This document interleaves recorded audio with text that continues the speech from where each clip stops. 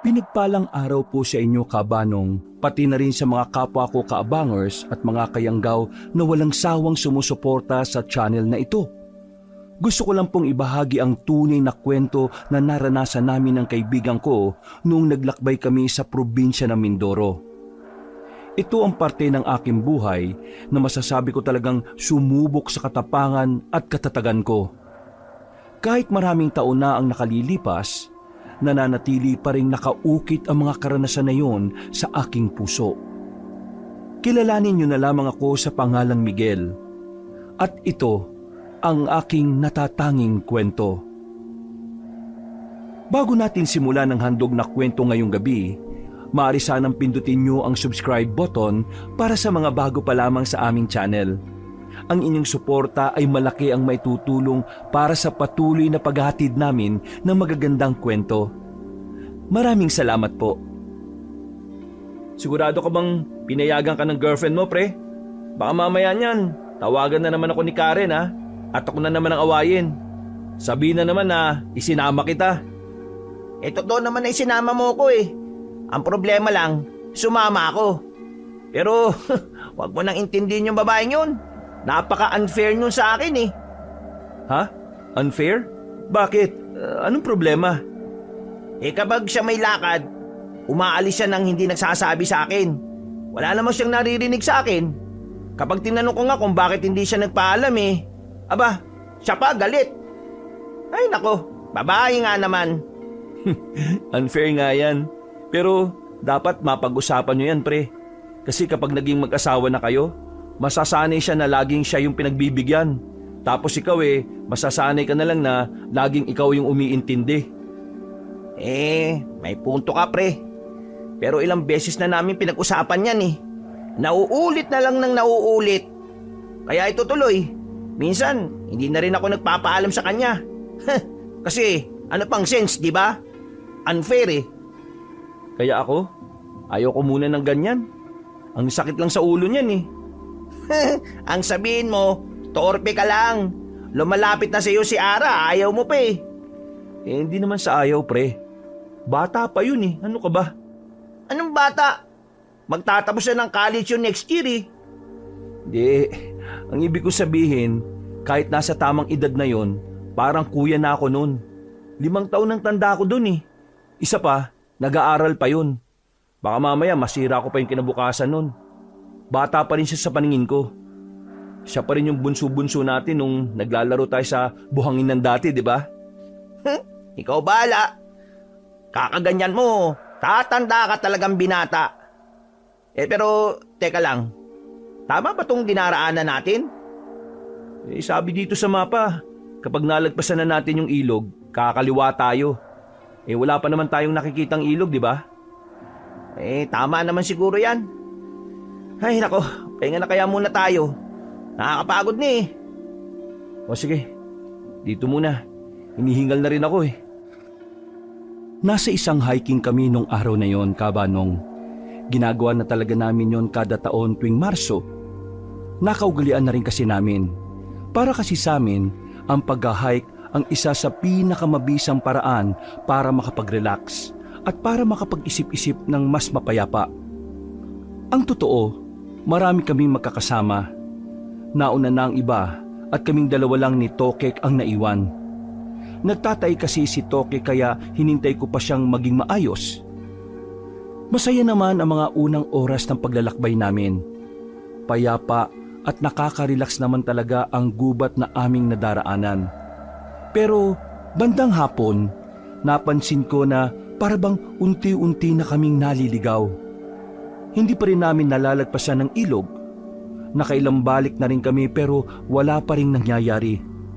Kalmado naman kami. Ilang beses na rin kasi naming naranasan ang ganoong senaryo kaya alam na namin kung papaano i-handle. Tara, baliktarin natin yung damit natin. Baliktarin ang putik. Hindi naman totoo yan, pre. Nung huling naligaw tayo at binaliktad natin yung damit natin, mas lalo tayo nagkandaligaw-ligaw Buang, lasing naman kasi tayo nun. Baliktarin mo na lang, wala namang mawawala O sige, sabi mo Matapos naming baliktarin ang mga suot namin ay nagpatuloy kami kagad sa paglalakad, Kabanong, na parabang nakasalalay sa mga suot namin ang paglitaw ng tamang daan. Nung mga oras na yon, nag-iba na rin ang nadaraanan namin, pero hindi pa rin kami nakakarating sa patutunguhan namin. Ni hindi pa rin namin naririnig ang agos ng ilog. Pre, yun o, may bahay. Baka pwede nating matanong kung saan yung tamang daan. Buti naman. Akala ko walang nakatira dito eh. Nagmamadali kaming lumapit doon. Inabutan namin ang matandang babae. Napatingin din siya sa amin nang makita niya kami. Anong kailangan ninyo? Magandang hapon po. Medyo naliligaw po kasi kami. Pwede niyo po bang ituro sa amin kung saan ang tamang daan? Mga hiker kayo, ano? Opo ganun na nga po. Alam ko na yan. Sa totoo lang, hindi lang din naman kayo ang mga namumundok na naliligaw. Marami-rami na rin akong tinanggap dito sa bahay ko para magpahinga. Pero nakaalis din naman sila at nakita ang tamang daan. Alam ko ang daan, pero ngayon, mas mainam na palipasin niyo muna ang oras. Po? Bakit po kailangan pang palipasin ng oras? Kailangan na po kasi naming masundan yung mga kasama namin eh. Lahat ng mga napapadpad dito sa akin, umaga na sila umaalis. Alam nyo kasi, dito sa kagubatan na ito, kapag ganitong oras, nagsisimula ng gumala ang mga mababangis na baboy ramo sa daan.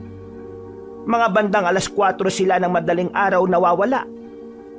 Delikado kasi kung hahayaan ko kayo maglakad dyan 5:00 na. Malapit nang sumapit ang gabi. Manang, di po ba ang mga baboy ramo hindi naman umaatake kapag hindi sila nakakaramdam ng panganib? Alam ko, pero hindi naman katulad ng ibang baboy ramo ang sinasabi ko.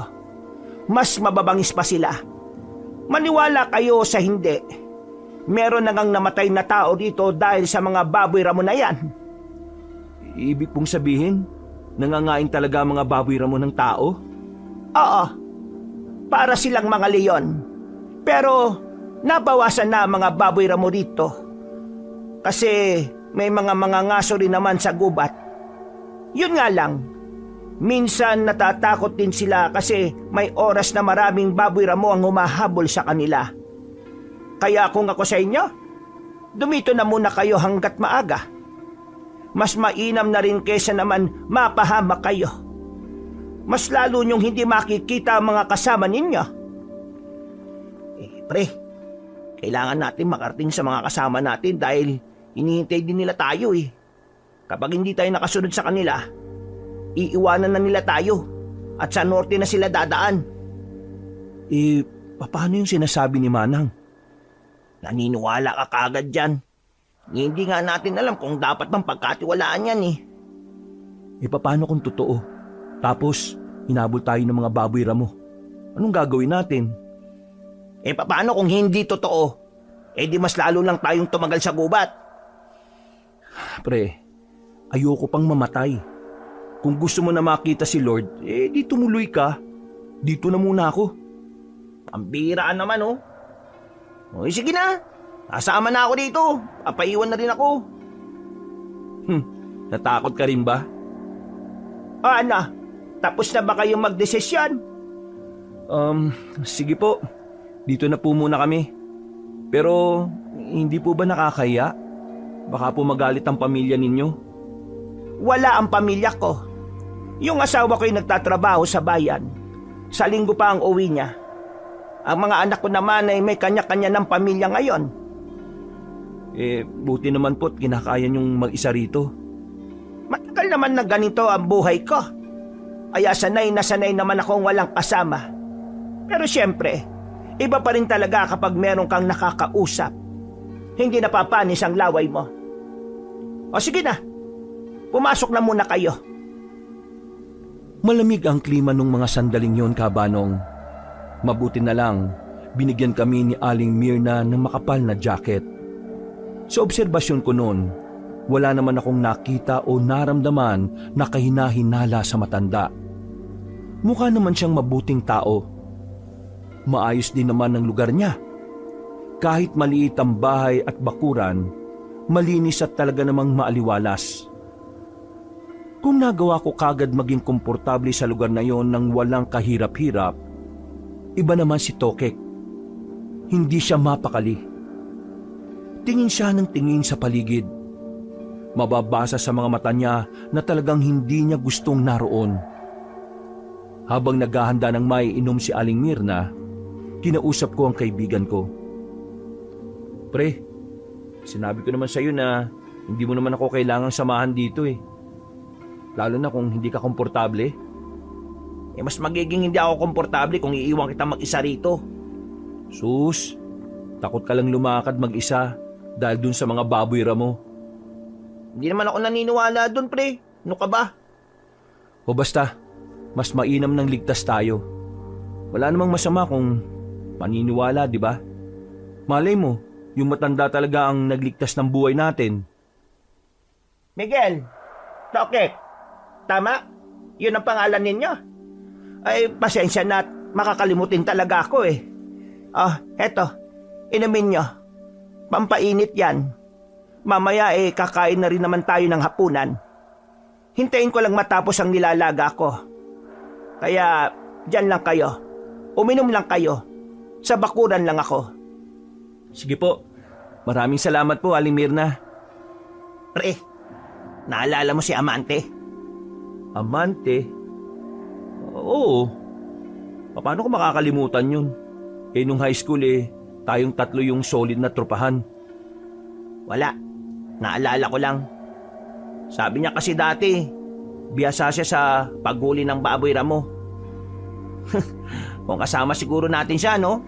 Walang magiging problema kahit totoo yung sinasabi ni Aling Mirna. Bigla naman kasing hindi na nagparamdam nung makagraduate na tayo eh. Hindi nga natin alam kung nakapag-college ba yung mokong na yun eh. Di ba, taga rito ni sa Mindoro yun? Ang laki ng Mindoro, pre. Paano naman natin mahahanap yun? Mali mo lang, di ba? Napapailing na lamang si Tokek. Alam niya kasing malabong makita pa namin si Amante. Kasi kung may balak siyang magpakita sa amin, matagal na sana niyang ginawa. Mabuting tao si Amante. Nung nag-aaral kami, madalas na palagi namin siyang dinadamay sa mga kalokohan namin. Si Amante ang tipo ng estudyante na aral at bahay lang ang pinupuntahan. Gumagala lang siya kapag kami ang kasama. Tahimik lang din siyang tao. Sa sobrang tahimik, nagsasalita lang kapag tinatawag ng teacher namin. Kahit na ganoon, naging kaibigan namin siya sa maraming dahilan. Isa na nga rito ay ang pagiging maalalahanin niya sa amin. Palagi niya kaming inaalala sa lahat ng bagay at sa lahat ng oras. Ang kaso nga lang, mula nang makapagtapos kami ng high school, umuwi siya ng Mindoro.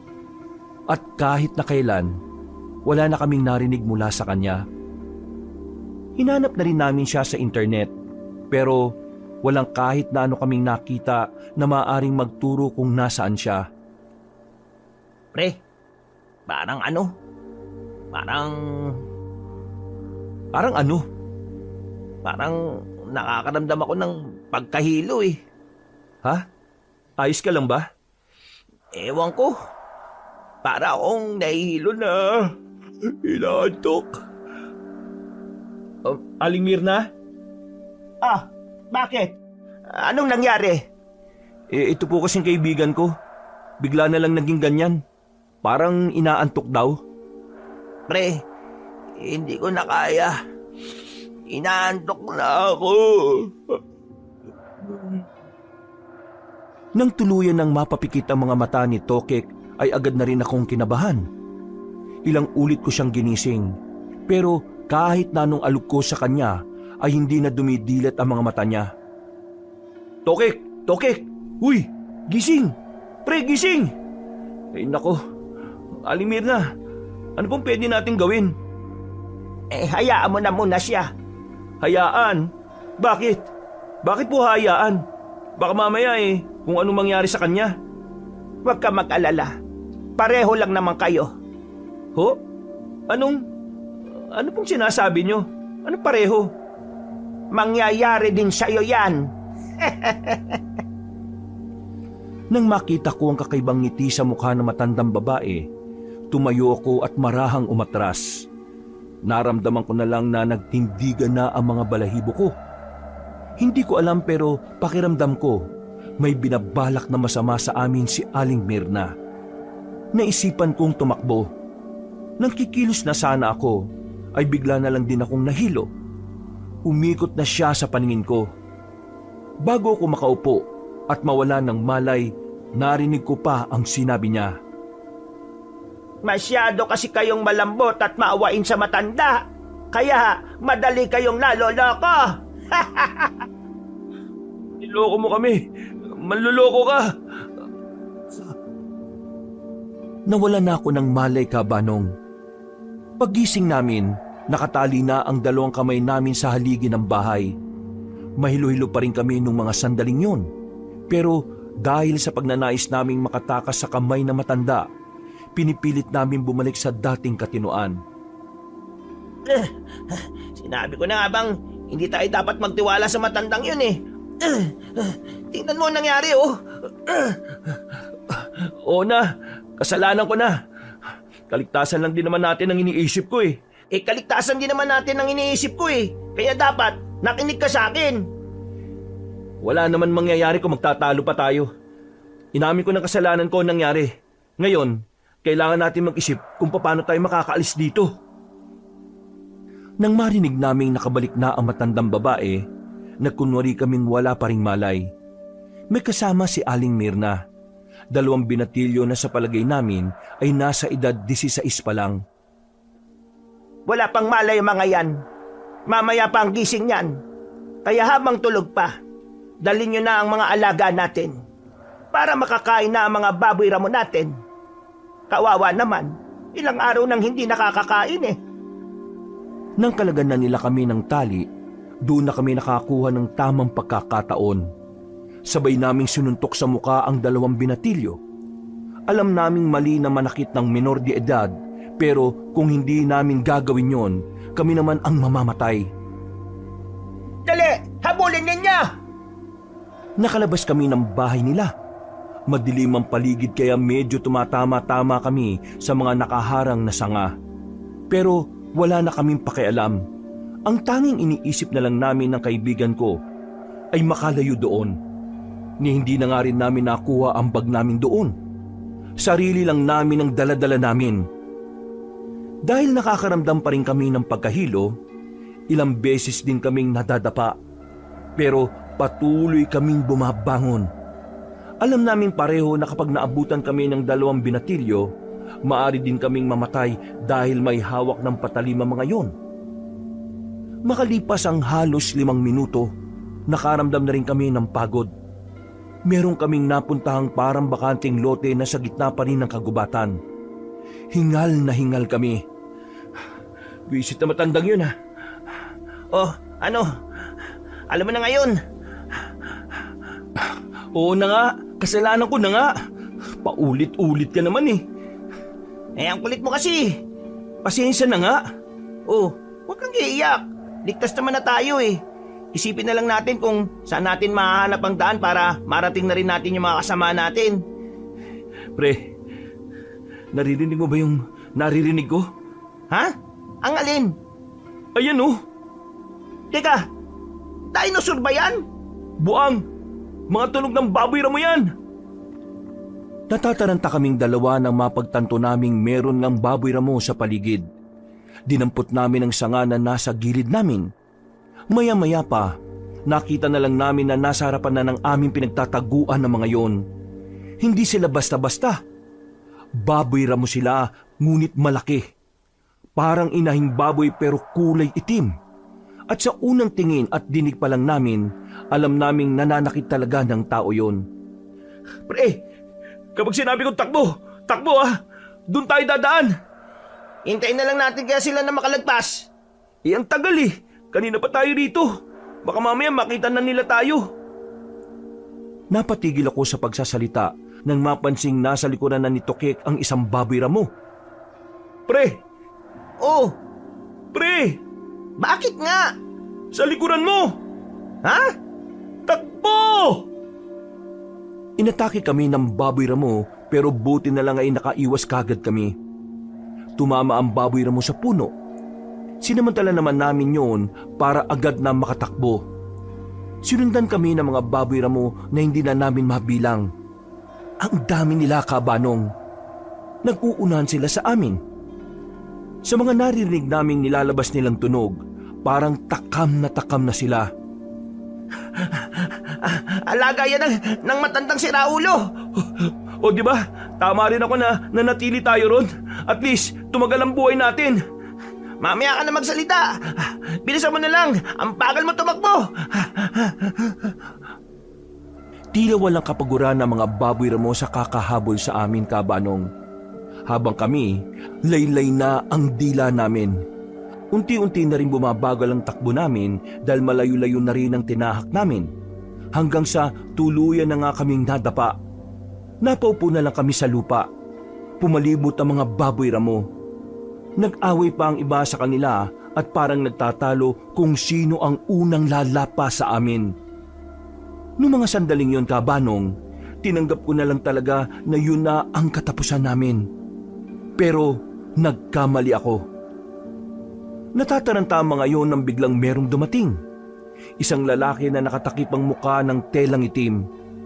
Pinagtatataga niya ng hawak na itak ang mga baboy ramo. Tinamaan naman ang mga yun pero mabilis ding nakatakbo paalis. Natulala na lang kami sa nangyari. Ang akala kasi namin ay makikita na namin ang tarangkahan ng langit. Hindi pa rin kami nakatayo. Kahit nawala na ang mga baboy ramo, nakatingin lang kami sa lalaki. Maya-maya lang lumapit siya sa amin. Niligtas mo kami. Maraming salamat ha. Kung hindi ka dumating, baka pinaglalalapan na kami ng mga hayop na yun eh. Ang galing ng ginawa mo. Hindi ka ba natatakot sa mga yun? Parang sanay ka na eh. Nasabi ko na sa inyo noon, matagal ko na itong ginagawa. Nang marinig namin ang tinig na yon, nagkatinginan kami ni Tokek. Kilala namin ang boses na yon at hindi kami maaaring magkamali. Tumayo kami, tiningnan namin ng maigi ang kalahati ng mukha niya. Pero dahil liwanag lang ng buwan ang meron sa paligid, hindi namin siya mamukaan. Amante, ikaw ba yan? Sumama kayo sa akin kung gusto niyo pang mabuhay. Teka, sandali lang. Ikaw na ba talaga yan? Oo, ako na nga to. Sa sobrang tuwa namin ni Tokek, parang nakalimutan na namin ang mga nangyari. Agad namin siyang niyakap ng maigpit. Hindi namin inakala na sa ganong lugar at sa ganoong paraan namin siya makikitang muli. Diyos ko, dito ka lang pala namin matatagpuan. Ang tagal namin hinintay na mangyari to.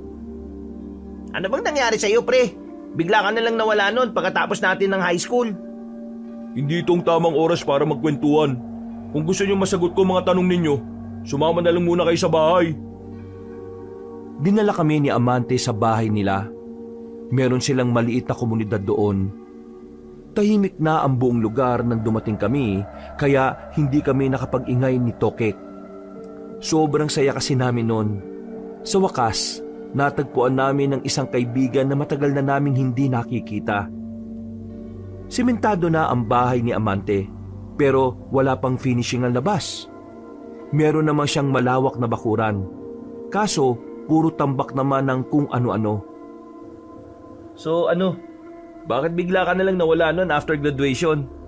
Ikwento mo naman sa amin kung ano nangyari sa buhay mo. Oo nga, ang tagal naming iniisip yan eh. 1 linggo matapos tayo makapagtapos, nabalitaan ko na namatay na ang mga magulang ko dahil sa aksidente. Kaya umuwi ako noon.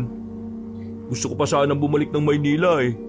Pero nung tumagal, napagtanto ko na mas tahimik ang buhay ko dito. Isa pa, dito na rin ako nakahanap ng maayos na trabaho eh. Ay, pasensya na ah.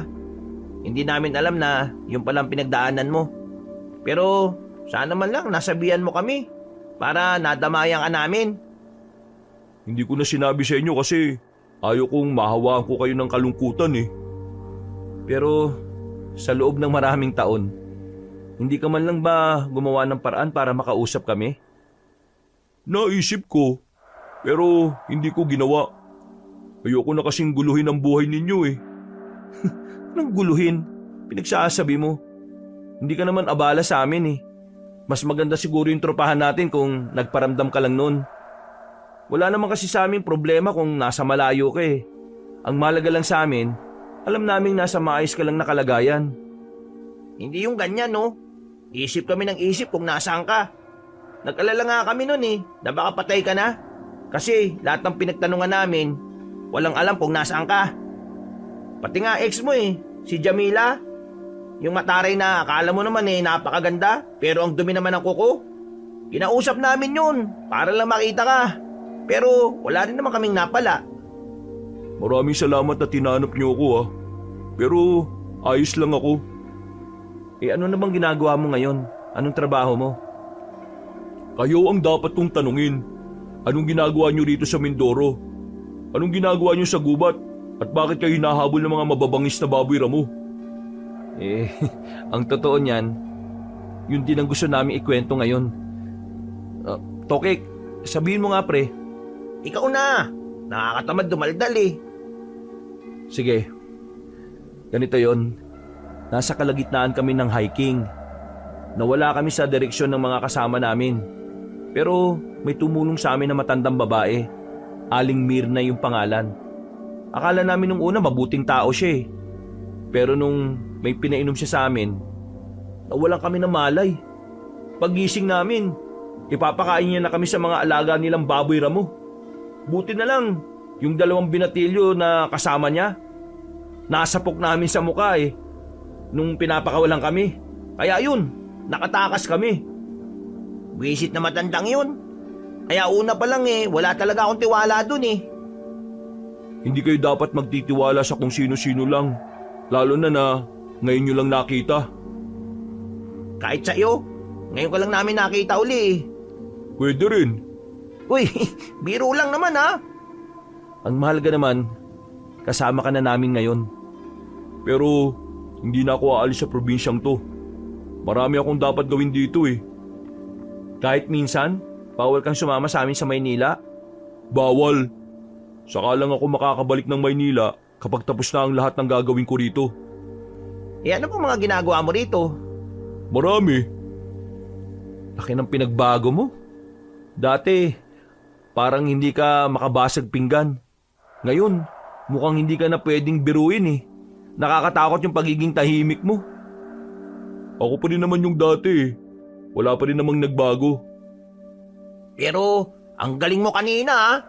Totoo pala talagang birador ka ng mga baboy ramo dito no? Paano kayo makakabalik sa mga kasamahan ninyo? Yun nga ang di namin alam. Naiwan namin ng mga damit namin dun sa bahay na matanda eh. Naroon lahat. Pera, cellphone, tsaka mga damit namin. Naalala niyo ba kung nasaan yung bahay niya? Kukunin ko sa kanya yung mga gamit niyo. Wag na, delikado. Si Raulong matanda yun. Baka mamaya mas marami na sila dun kapag bumalik ka pa. Wala akong pakialam. Dito sa gubat, walang puwang ang mga masasamang tao. Eh kaso, hindi na rin naman namin maalala eh. Tensyonado na kasi kami kanina. Kaya yun, hindi na namin natandaan yung mga dinaanan namin. Takbo lang kami ng takbo eh. Akong bahala dyan. Sa ngayon, magpahinga na muna kayo. Dun sa loob, may bakanting kwarto dun. Maglatag na lang kayo kasi walang maayos na higaan eh. Pre, maraming salamat ha. Hanggang ngayon eh, hindi pa rin kami makapaniwala na nakita ka na namin. Walang anuman pre. Hindi naman kayo ibang tao na sa akin eh. Para ko na rin kayo mga kapatid. Walang mapaglagyan ng saya namin ni Tokek ng mga sandaling yon. Yung pagkaulila namin sa isang kaibigan ay napawi dahil sa nangyari. Nakangiti kaming nakatulog noon. Sa sobrang saya ay parang wala kaming dinanas na katakot-takot. Ni hindi na rin namin naisip ang mga kasama namin sa hiking. Kinabukasan, dakong 8:00 na kami nagising. Wala na si Amante sa loob ng bahay. wala rin sa bakuran. Pero meron siyang iniwan na pagkain na nakatakip sa ibabaw ng lamesa. Nagsabi ba si Amante na aalis siya kanina? Hindi ko alam. Tulog din ako eh. Hindi ako nagising nung umalis siya. O sige, hintayin na lang natin makabalik. Baka nandyan lang siya sa labas. Habang nagmumuni-muni kami sa harapan ng lamesa, napalibot ang tingin namin sa paligid ng bahay. Nakita namin ang makakaibang uri ng itak na nakadikit sa pader. Nung oras na yon, inisip namin na ginagamit lang ni Amante ang mga yon sa pagsasaka. Pero napansin din naman namin ang mga pana na nakadikit sa kabilang pader. Alam mo, palagay ko, pangangasong trabaho ni Amante. Ang sabi niya, maayos na trabaho, di ba? Uy, bakit? Hindi ba maayos na trabaho ang pangangaso? Paano magiging maayos ang trabaho na yun eh? Pwedeng malagay ang buhay mo dahil sa mababangis na hayop sa gubat. Basta, yun ang tingin ko eh. Pangangaso ginagawa niya. Oh, nandiyan ka na pala pre. Saan ka galing? May kinuusap lang ako sa kabilang bahay. Ha? Sumabay ka na sa amin. Pinaganda mo pa kami. Kain ka na rin. Sige. Siya nga pala, mamayang hapon, aalis ako. Hahanapin ko yung sinasabi niyong bahay na matanda. Kukunin ko yung mga gamit niyo para makabalik na rin kayo sa mga kasama ninyo. Bakit parang nagmamadali ka naman pre? Ayaw mo ba kaming nandito? Ayaw mo ba kaming makasama? Hindi naman sa ganun. Pero ayoko lang na magkaroon kayo ng ugnayan sa kung ano man ang mga ginagawa ko sa buhay ko. Ayaw mo naman kasing sabihin sa amin para maintindihan namin eh. Hindi nyo maiintindihan. Para sa mga taong namulat sa buhay ng syudad, hindi nyo ako maiintindihan. Ganun ba yung tingin mo sa amin? Mahina umintindi? Oo. Napatunayan ko yan nung magkakasama pa tayong nag-aaral. Ay, pambira. Hindi man lang nagpreno sa sinasabi niya oh. Totoo naman kasi talaga. Kaya, dito lang kayo mamayang hapon ha. Ako na bahala. Pagbalik ko rito, dala-dala ko na yung mga gamit nyo. O kung hindi ko man yun makuha, gagawa ko ng paraan para makaalis kayo rito. Samahan ka na lang kaya namin. Di na, kaya ko na. Sasamahan ka na namin. Medyo naalala ko na kasi yung dinaanan namin eh. Sigurado ka ba? Oo, sigurado ako. Bumuntong hininga na lamang ako, Kabanong. Naisip ko kasi na oras na makuha na namin ang gamit namin ay magkakalayo-layo na ulit ang mga landas namin. Kumain na lang kami ni Tokek. Masarap naman ang puto at kakanin na inihanda sa amin ni Amante. Makalipas ang ilang oras ay sumapit na rin ang hapon. Naganda na kami para sa aming pag-alis. Nakapagpalit na rin kami ng bagong suot na pinahiram lang sa amin ni Amante. Amante, yung mga kalugar mo ba? Ngayon lang nakakita ng gwapo. Yung tingin kasi nila sa amin eh, parang gusto nila kaming halikan eh. Ngayon lang sila nakakita ng mga taga Maynila na napadpad dito. Kadalasan kasi sa mga taga Maynila na napapadpad dito, patay na kapag natatagpuan namin. Ha? Patay na? Bakit? Anong meron? Sabihin na lang natin na may mga masasamang tao naglilibot sa kagubatan. At saka sa mga palad, yung mga dayo, minsan ang nakakasalubong nila. May rebelde ba rito sa Mindoro? Kahit saan naman meron eh. Kahit nga sa simpleng tahanan, may isang anak na nagre-rebelde. Yung ibig kong sabihin, yung mga taong rebelde na may peng-peng. Yung may mga kargada, may mga baril. Yung mga pinahiram ko sa inyong itak, ginagamit yan para ipagtanggol ang sarili ninyo ha. Pwede natin makasalubong o makita yung mababangis na baboy ramo. Kaya dapat, handa kayo. Nagtataka lang ako eh. Alam ko naman na mabangis sa mga baboy ramo. Pero talaga bang kaya nilang kumain ng mga tao? Hindi naman basta mabangis lang ng mga baboy ramo yun eh.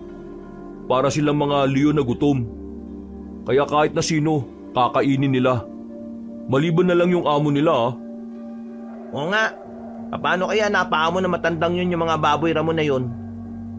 Wala akong oras para magpaliwanag. Basta, ihandaan nyo na lang yung mga sarili ninyo para sa mga pangyayaring hindi natin inaasahan. Pinagpatuloy namin ang paglalakad. Mga ilang sandali pa, meron na kaming nadaanan na tent. Agad na pumasok sa isip namin ni Tokek na baka mga kasamahan na rin namin ang mga yon. Kaya nagmamadali kaming makalapit doon. Pero pagtingin namin sa loob ng tent, wala namang kaming nakita. Tanging ang mga naiwang gamit lang nila ang naroroon. Bagay na nakapagdulot sa amin ng pag-aalala. Pre, wala na sila Jericho. Oh. Ano kaya nangyari sa kanila? Baka naman umalis lang sandali. Hintayin na lang natin sila makabalik. Eto, tingnan nyo to. Lumapit kami kay Amante. Tiningnan namin kung ano yung tinuturo niya. Nanlaki ang aming mga mata nang makita namin ang putol na braso na nasa lapag. Nakilala namin yung tattoo na nasa braso. Scorpion. Pre, yung tato, di ba tato ni Gemma yan? Ibig sabihin, kanyang braso yan? Putya, ano ba nangyari sa mga kasama natin? Amante, alam mo ba kung anong meron? Hindi na taong gagawa niyan eh. Kagaya nga ng sinabi ko, may wagang kagubatan. Hindi natin alam kung ano ang mga narito. So, wala kang ideya kung ano nangyari sa kasama namin? Meron akong ideya, pero hindi pa ako sigurado, kaya hindi ko na muna sasabihin. Para ka naman timang eh. Sabihin mo na. Alam ko na, hindi naman kami matalino, pero maiintindihan namin yan. Ano na pre, sabihin mo na. Mga kasama namin yung pinag-uusapan natin dito. Oh. Mga aswang. Mga ano? Aswang? Seryoso ka ba? Base sa reaksyon ninyo, parang hindi rin naman kayo maniniwala eh. Yan ang dahilan kung bakit ayaw ko sanang sabihin sa inyo. O sige. Sabihin na nating aswang. Pero paliwanag mo sa amin. Bakit may aswang dito? Bago pa kayo dumating dito, matagal nang may aswang sa kagubatan na ito. Noon, sa kabilang bundok lang meron. Pero dumami na sila. At ang mas malala pa, hindi alam ng mga tao kung sino sila. May kakayahan kasi silang makapag-anyong normal na tao eh. Kaya mas madali silang nakakapambiktima. Magaling silang manlinlang. So, totoo ang aswang?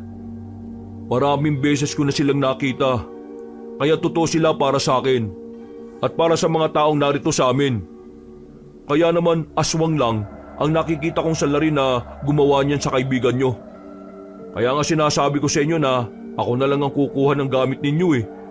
Kasi malakas ang kutob ko na ang mga baboy ramo na humahabol sa inyo ay mga aswang din. Baboy ramo? Aswang? Paano nangyari yun? Eh di ba hayop yung baboy ramo? Kung kaya nilang mag-anyong normal na tao, kaya rin nilang mag-anyong hayop. At isa ang baboy ramo sa ginagaya nila. Napahawak na lamang ako sa sentido nang maramdaman kong unti-unti yung kumirot Kaabanong. Makakahalong emosyon na ang nararamdaman namin ni Tokek. Takot, kaba at pag-aalala. Iniisip ko na kung totoo ngang may aswang, baka mga nilalang na yon ang kumuha sa mga kasamahan namin. Ayoko kayo magpanik kaya gusto ko sanang hindi na lang sabihin eh. Pero mas maganda na rin sigurong alam nyo na para hindi na kayo mabigla. Pero malimbundok o gubat ang napuntahan nyo eh. Hanggang ngayon kasi, pinoproblema pa rin ng mga barangay kung paano tutugisin ng mga aswang. Perwisyo rin kasi sila sa kabuhayan ng mga tao eh. Miguel, dapat pala inalam muna natin kung anong meron sa bundok na to bago tayo rito nagpunta. Yun na nga rin ang pagkakamali natin. Pero sabi kasi ni Jericho, di ba? Okay naman dito. Kailangan na natin magpatuloy. Kailangan makuha na natin ang mga gamit nyo para makalis na rin kayo rito. Hindi kayo dapat nandito dahil pwede kayo mapahamak. Paano ka? Sanay na ako sa ganitong buhay, Miguel. Kaya wala kayong dapat na ipag-alala sa akin. Ngumiti na lamang siya sa amin ng papilit. Pinagpatuloy na rin namin ang paglalakbay. Kahit na nag-aalala pa kami sa iba naming kasama, wala kaming magagawa kundi ang sundin ang sinasabi ni Amante. Pinaubayan namin sa kanya ang lahat dahil siya ang mas nakakaalam ng mga dapat gawin. Dahil medyo nahihirapan kaming mahanap ang bahay ni Aling Mirna, inabot na rin kami ng gabi sa daan.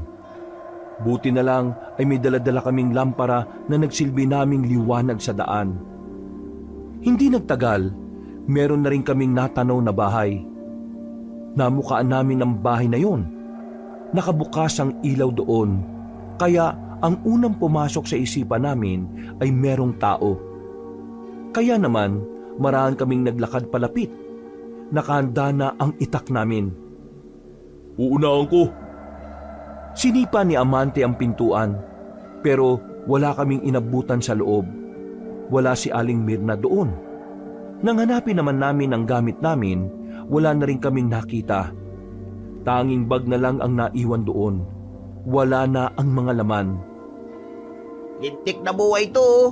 Yun ang alang ang pag-asa natin para makalis sa lugar na ito na wala pa. Mukhang kinuha din nila para hindi tayo makaalis. Susunugin natin ang bahay na to. Ha? Ayos lang ba yun? Oo. Bakit? Hindi ba kayo galit sa mga nangyari? Sa mga ginawa sa inyo? Malamang galit.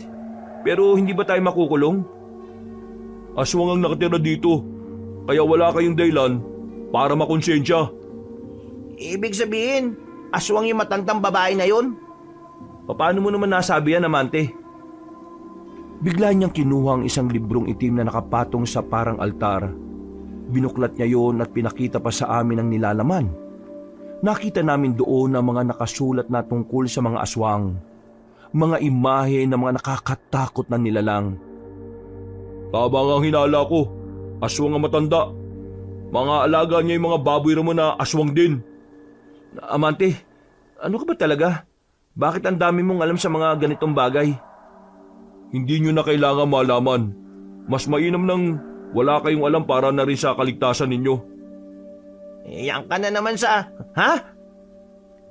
Napatigil si Toki sa sasabihin niya nang maramdaman naming parang may ibang naroon bukod sa amin. Narinig namin ang mga kaluskos sa paligid, kaya sinenyasan na kami ni Amante na maghanda. Kinakabahan na ako noong mga oras na yon, Kahabanong. Mahigpit ang hawak ko sa hawakan ng itak. Si Amante naman ay naunang lumapit sa pintuan. Sumilip siya sa labas. Tara! Labas, bilis! Tara! Palis pa lang kami ng bakuran, nakita na namin ang mga baboy ramo na papalapit na sa amin. Tinaga-agad ni Amante ang isang baboy ramo na lumapit sa amin. Hindi niya yun tinigilan hanggang sa hindi bumulagta. Ang kaso nga lang, meron pang isang baboy ramo na umatake sa amin. Sa puntong yon, ginamit na rin namin ni Tokik ang hawak-hawak naming itak. Pinagtatataga namin ang baboy ramo pero nawindang kami nang makailag yon sa amin. Mga aswang ang mga yan! Ibig sabihin, may utak ang mga yan! Gamitan nyo rin ang utak! Kung makapagsalita naman to, parang wala naman kami mga utak. Sundin nyo na lang, mag-isip kayo! Nagdikit-dikit na kaming tatlo. Nanlalaki na lang ang mga mata namin ni Tokik nang makitang nag-anyong tao na ang mga baboy ramo sa harapan namin. Pagkatapos noon, narinig namin ang tinig ng isang matandang babae. Nasa bubungan siya ng bahay niya kasama ang 2 binatilyo na sinapak namin sa muka. Sinasabi ko na nga ba babalik kayo! Hoy tanda! Manluloko ka! Kunwari ka lang pala mabuting tao pero siraulo ka rin palang aswang ka! Hindi ko naman kasalanan na napakadali niyong kutuin. Kaya ngayon, ihanda niyo ang sarili ninyo dahil ipapakain ko na kayo sa mga alaga ko! Huwag kang kampante! Ipapakita ko sa iyo kung paano ko patayin tong mga alaga mo! At sino ka naman? Hiker ka rin. Paalala ko kasi hindi ba tayo nakakausap nun? Bakit ka may apple ngayon? Kayong dalawa, umalerto kayo Kakayanin ba natin yung mga yan? Magtiwala lang kayo sa akin. Noong mga sandaling yun, parang gusto ko na lang isipin na mamamatay na lang kami, Kabanong. Buong akala ko kasi ay hindi namin kakayaning harapin ang mga yun. Pero nagulat na lang kami ni Tokek nang biglang umatake na mag-isa si Amante. Gamit lang ang itak niya. Kinalaban niya ang mga aswang na nasa harapan namin. Kahit si Aling Mirna, nagulat din sa ginawa niya. Sa nakikita naming noon, parang biyasang-biyasa na si Amante sa ginagawa niya. Sino ka? Paano mo napaslang ang mga alaga ko? Bumaba ka dyan at harapin niyo kami. Ipapaliwanag ko sa iyo kung sino ako. Kayong dalawa, kalabanin niyo ang isang yan.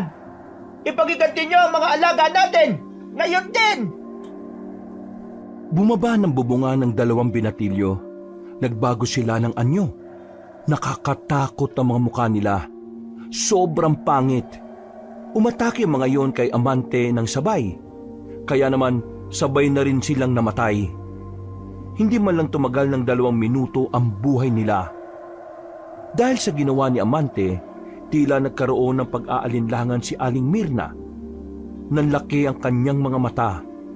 Hindi makapaniwala na minadali lang ni Amante ang 2 binatilyo at ang mga alaga niya. Ano mo ginawa yon? Sino ka ba talagang binata ka? Hindi na mahalaga kung paano.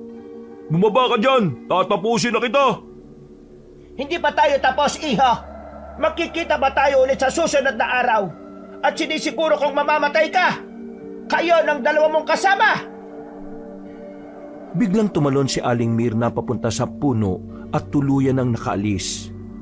Nang masiguro naming wala nang ang aswang sa paligid, tinipon namin ang bangkay ng mga nilalang na yon at saka sinilaban ng apoy. Isinunod naman namin ang bahay ni Aling Mirna. Pumapatay ka na pala ng aswang ngayon, Amante? Yun ba ang trabaho mo? Oo, yun ang trabaho ko. At yun ang bumubuhay sa akin. Seryoso? Hindi ka ba natatakot para sa kaligtasan mo? Hindi. Nasanay na lang ako. Ito na rin kasi ang minana kong trabaho sa mga magulang ko. Pero pre, anong nangyari? Bakit nauwi ka sa ganito? Kinailangan kong gawin to eh. Dahil sa probinsyang to, walang naglalakas ng loob na lumaban sa mga aswang. Mahal ko sinilangan ko. Hindi ko hayaan na unti-unti itong pagharian ng mga salot. Kaso, delikado tong ginagawa mo, pre. Paano kung balikan ka ng mga siraulong yon? Oo, alam kong delikado. Kaya nga hanggat maaari, gusto ko na kayong makaalis dito eh. Kasi ayaw ko kayong madamay. Hindi biro mga mangyayari. Ngayong unti-unti ko na silang nalalagas. Ano bang binabalak mo? Uubusin ko silang lahat. Hanggang sa mawala na mga lintik na mga aswang na yan dito. Napabuntong hininga na lang kami ni Tokek. Nababahala kami para sa kaligtasan ng kaibigan namin. Pero wala namang kaming magagawa nung mga sandaling yon. Kung yun talaga ang gusto niyang mangyari. Nung oras na yon ay hindi na namin nakuha ang mga gamit namin. Kaya ang sinabi sa amin ni Amante, gagawan niya ng paraan para makaalis na kami roon. Bumalik na muna kami sa bahay niya. Nagpahinga na muna kami roon. Tulala lang ako habang nakatambay sa tapat ng bahay. Hindi pa rin nawawala-wala sa isipan ko ang mga nangyari. Maya-maya pa, may matandang lalaki na pumasok sa bakuran. Hindi siya pamilyar sa akin. Nakatingin din siya sa akin na parang pinag-iisipan niya ako ng masama. Bigla siyang dumampot ng pamalo sa gilid. Maraan siyang lumapit. Naalarma rin ako noon kaya napatayo ako. Sino ka? Bitiwan mo yan! Ikaw ang Sina. Bakit ka narito? Anong ginagawa mo rito? Ikaw ang sumagot sa tanong ko. Ikaw tong biglang pumasok dito nang walang pasabi. Kung hindi ka sasagot, ipapalo ko sa itong hawak ka. Tama na yan! Buti na lang ay dumating na si Amante at Tokek. Galing kasi sila sa labas para humanap ng makakain namin. Kung hindi sila dumating, baka tuluyan na akong pinalo ng matandang lalaking yon. Amante, sinong lalaking to? Papaluin ko na sana ng hawak ko nitong kahoy eh. Pre, sino ba yung matandang yan? Bigla-bigla na lang napasok dito. Si Mang Rodante yan. Kasama ko nun sa pagtugis ng mga aswang. Akala ko kung sinong kalaban eh. Hindi ko alam na may mga kasama ka na pala rito sa bahay, Amante. Ngayon lang o. Kailangan lang nila na matutuluyan. Munti ka na silang mabiktima ng mga aswang sa gubat habang nag-hike sila eh. Nakadaupang palad nila yung mga aswang? Oo, mabuti na nga lang at nakita ko sila. May mga alam din po ba kayo sa mga aswang? Abay, oo naman. Baka hindi nyo na itatanong ako ang nagturo dyan sa taong yan. Lahat ng nalalaman niya, galing sa nalalaman ko. Si Mang Rodante ang isa sa mga naging guru ko nung nagsisimula pa lang akong aralin ang pagtugi sa mga aswang. Pasensya na po talaga. Akala ko kasi kanina kalaban kayo eh. Amante, kailan naalis tong mga ito? Alam mo naman na hindi sila pwedeng manatili rito. Pinaghahandaan natin ang paparating na gulo. May paparating na gulo rito? Oo, nakatanggap kasi kami ng impormasyon na yung mga aswang magsasagawa sila ng pag-atake sa mga baryo. Pero Amante, paano yung mga kasamahan namin? Hindi pa namin sila nakikita. May mga kasama pa kayo. Saan sila napunta? Nagkahiwa-hiwalay kasi kami. Nauna sila. Nagkataon pa na may matandang babae na bumihag sa amin. Nakalaunan, nalaman namin na aswang pala. Tapos ayun, hindi na namin nalaman kung nasaan na yung mga kasama namin. Nakita na lang namin yung tent na wala na ring laman. Tapos, yung braso ng kasama naming babae, nandun. Mukhang gumagawa na sila ng hakbang para ipahatid ang mensahe nila. Matagal na bang magkaaway ang aswang at ang samahan ninyo? Hindi lang basta matagal, sobrang tagal na. Wala pa tayo sa mundo, tinutugis na ng mga albularyo mga nilalang na gaya nila. Ibig sabihin, hindi pala ligtas sa mga hiker na kagaya namin dito sa inyo? Sa parting ito ng Mindoro, oo, hindi. Nagkamali lang kayo ng pinuntahan eh. Amante, matutulungan mo ba kaming mahanap yung mga kasama namin? Sa ngayon, hindi ko alam kung paano sila hahanapin. Ang iniisip ko ngayon, kayo. Kailangan nyo nang makaalis dito. Paano nga mga kasama namin? Gagawin ni Mang Rodante ang lahat para makita sila. Pero kayo, kailangan nyo nang maunang makaalis. Hindi kasi sa lahat ng oras mababantayan ko kayo. Napabuntong hininga na lang ako ng mga sandaling yon, Kabanong. May punto naman si Amante, pero hindi pa rin namin maiwasang hindi mag-alala. Kung ano man kasi ang nangyari sa mga kasamahan namin, maarin din kaming masisi sa mga mangyayari. Kinabukasan ng umaga, maaga kaming ginising ni Amante. Ayon sa kanila ni Mang Rodante, meron na raw kaming masasakyan papunta sa pier. Kailangan lang natin maglakad ng halos kalahating oras. Yung truck kasi ng kakilala ko hindi na makakapasok dito. Kasi balubak. Kakaayos lang nung nakaraan. Ayos lang naman sa amin maglakad. Nag-hike nga kami, paakyat ng bundok. Tapos umahabot pa ng ilang oras yun. O sige, kung ganun di maganda. Wala tayong magiging problema. Ayoko kasi ng mareklamo Napatingin ako kay Amante habang naglalakad kami. Napansin ko kasi na kanina pa siya tahimik. Kinalabit ko siya at doon pa lang siya parang natauhan. Uy pre, may problema ka ba? Ha? Wala naman. Inaantok lang ako. Hindi kasi ako nakatulog na maayos kagabi. Pasensya ka na Naabala ka pa namin. Ay, wala naman yun. Kaibigan ko naman kayo Hindi ko din naman hahayaan na mapahama kayo. Matagal tayong hindi nagkasama.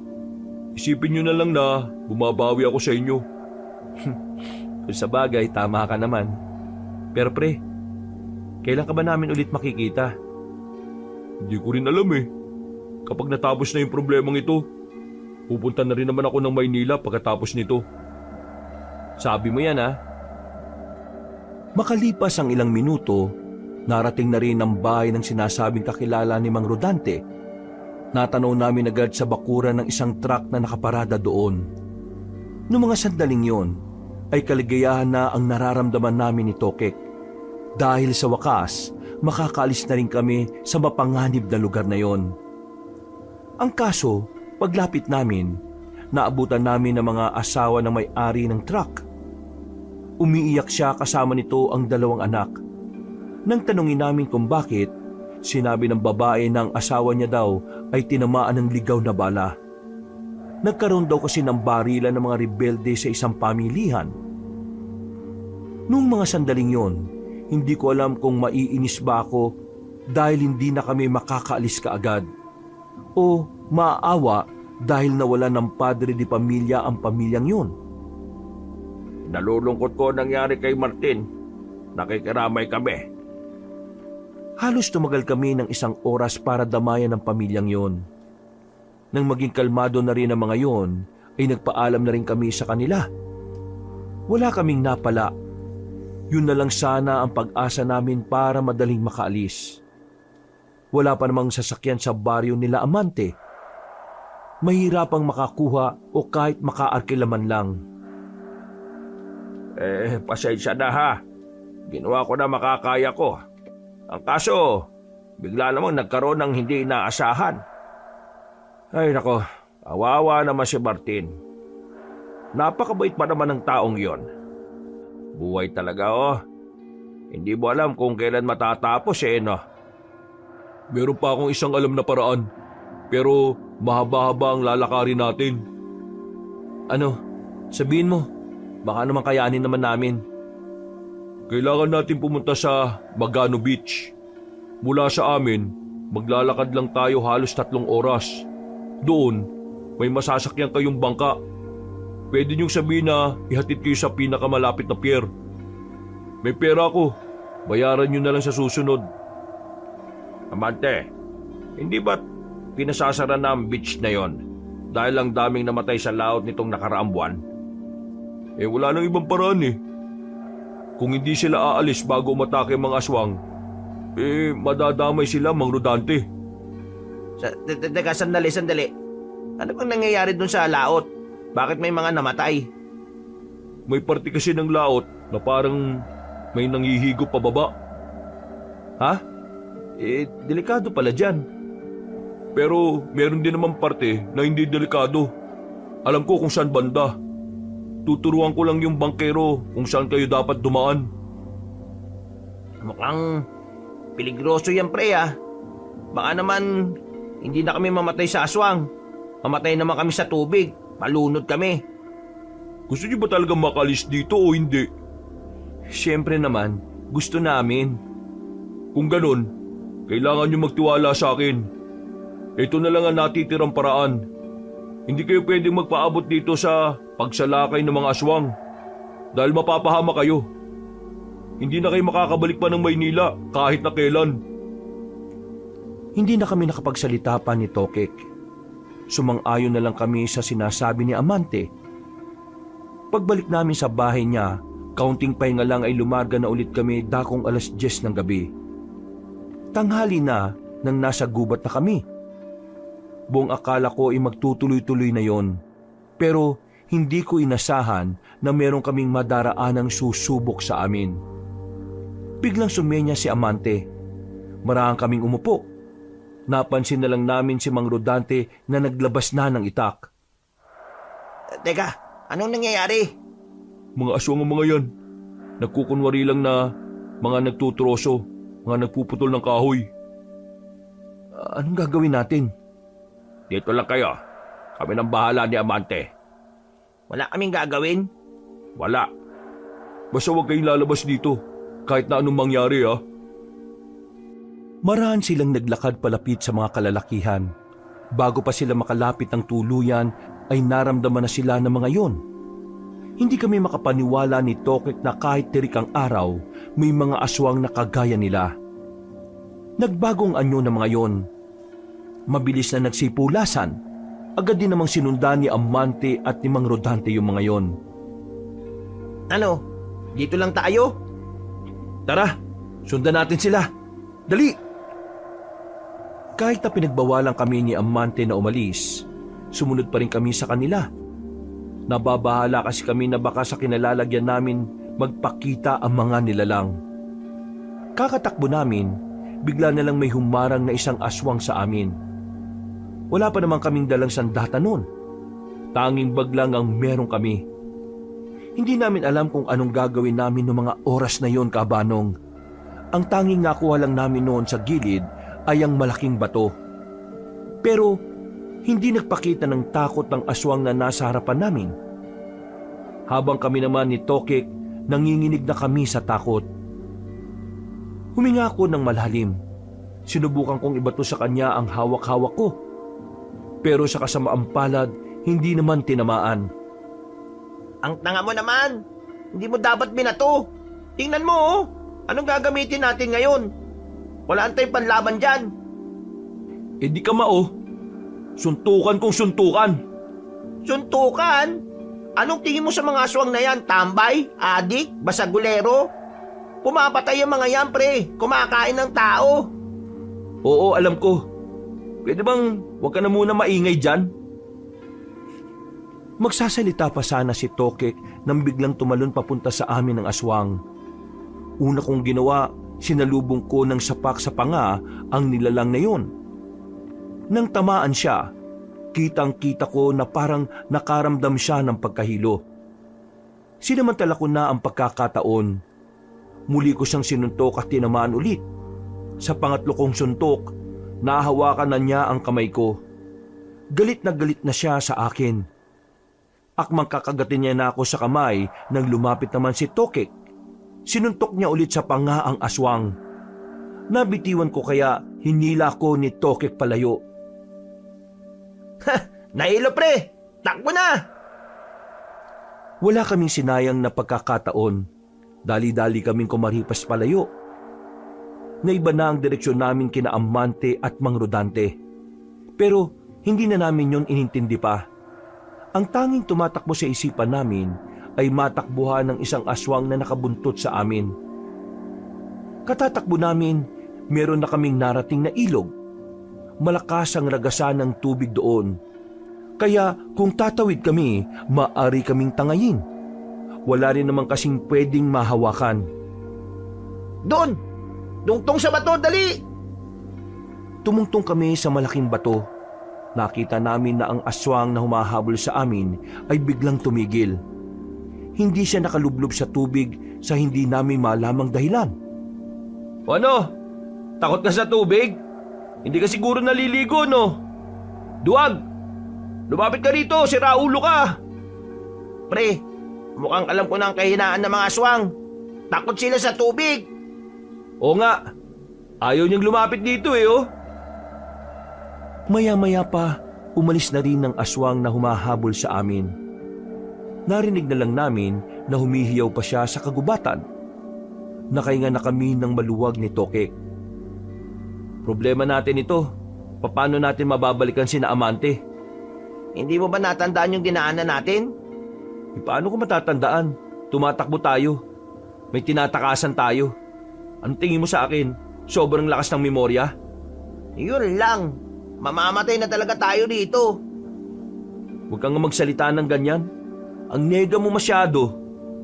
Pre, wala na magliligtas sa atin. Kapag bumalik ako sa kagubatan, malaki naman ang tsansa na may makasalubong tayong aswang. Sa halip na yan ang iniisip mo. Sana nag-iisip ka na lang din ng paraan para makalis tayo dito. Yung ginagawa mo hindi yan nakakatulong Nang masiguro naming wala na ang aswang na humahabol sa amin, bumaba na rin kami sa malaking bato. Dumapot kami ulit ng pwede naming ipamalo o ihampas. Pumasok kami ulit ng kagubatan kahit na alam naming mas delikado roon. Maraan kaming naglakad palingon-lingon sa paligid. Nang wala naman kaming makitang banta, nilakihan namin ang mga hakbang namin. Ang kaso nga lang, hindi na talaga namin mahanap ang una naming dinaanan. Kaya naman, tumaas na naman ang level ng kaba namin. Natataranta na kami. Kahit na anong gawin kong pagiging positibo, hindi pa rin nawawala ang pagkabahala ko. Tumigil na muna kami sa ilalim ng puno. Nagpahinga kami sandali para makapag-isip ng maayos. Kailangan natin kumalma, Parikoy. Kalma. Kapag hindi tayo naging kalmado, wala tayong maiisip na magandang paraan para makaalis dito. Oo, sinusubukan kong kumalma. Sinusubukan ko. Muli kong nilibot ang tingin ko sa paligid. Meron akong nakitang daan sa bandang kaliwa. Doon kami dumaan. Nang tumbukin namin yon, nakita na lang namin ang kabahayan. Sa unang tingin, iisipin mo talagang pangkaraniwang komunidad lang yon. Pero na makita namin kung ano yung mga bitbit ng mga lalaki, doon na namin nasabi na mga aswang ang mga nakatira doon. Kailangan natin masabi to kay Amante at kay Mang Dudante. Kung ganon, umalis na tayo dito. Palis na sana kami nang biglang may makasalubong kaming dalawang aswang. Nagkatinginan pa ang mga yun, pero wala kaming sinayang na pagkakataon. Sabay naming sinapak ang dalawa. Sa lakas ng sapak namin sa panga, tumba agad ang mga yun. Ang problema nga lang, umangil ng malakas ang dalawang yon. Dahilan para maalarma ang mga ito at ang iba pang mga aswang. Bilis! Bilis, pre! Hahabulitan nila tayo! Bilisan mo! Wisit ka. Ikaw magmadali. Ang bagal mo kaya. Tuloy, ang bagal ko din. Oh, ikaw na mauna. Paglingon ko sa likuran namin, nagtipon-tipon na ang mga aswang sa bungad ng lugar nila. Habang hindi pa sila sumusunod sa amin ay mas binilisan pa namin ang takbo. Hingal na hingal kami pero hindi kami tumigil. Makalipas lang ang halos 5 minuto, nakalayo na rin kami sa kanila. Hindi na namin alam kung nasa ang lugar na kami. Basta sa kinalalagyan namin noon ay mas marami ng tanim ng saging. Visit talaga. Wala katapos at takbo. Yun na lang laging ginagawa natin Sumasakit na binti ko Wala naman tayong magagawa eh. Kailangan natin tumakbo. Hindi natin kakayanin ng mga yun. Ang dami nila eh. Kung suntukan lang tapos isa-isa, baka pwede pa. O ito, saging. Tara, kain muna tayo. Nagugutom na rin ako eh. Naku, mas lalo ka mauuhaw niyan. Saan na kaya yung tamang daan? Ayoko na magturo. Napapahamak lang tayo eh. O dito, baka pwede na dito. Baka dito na yung dinaanan natin kanina.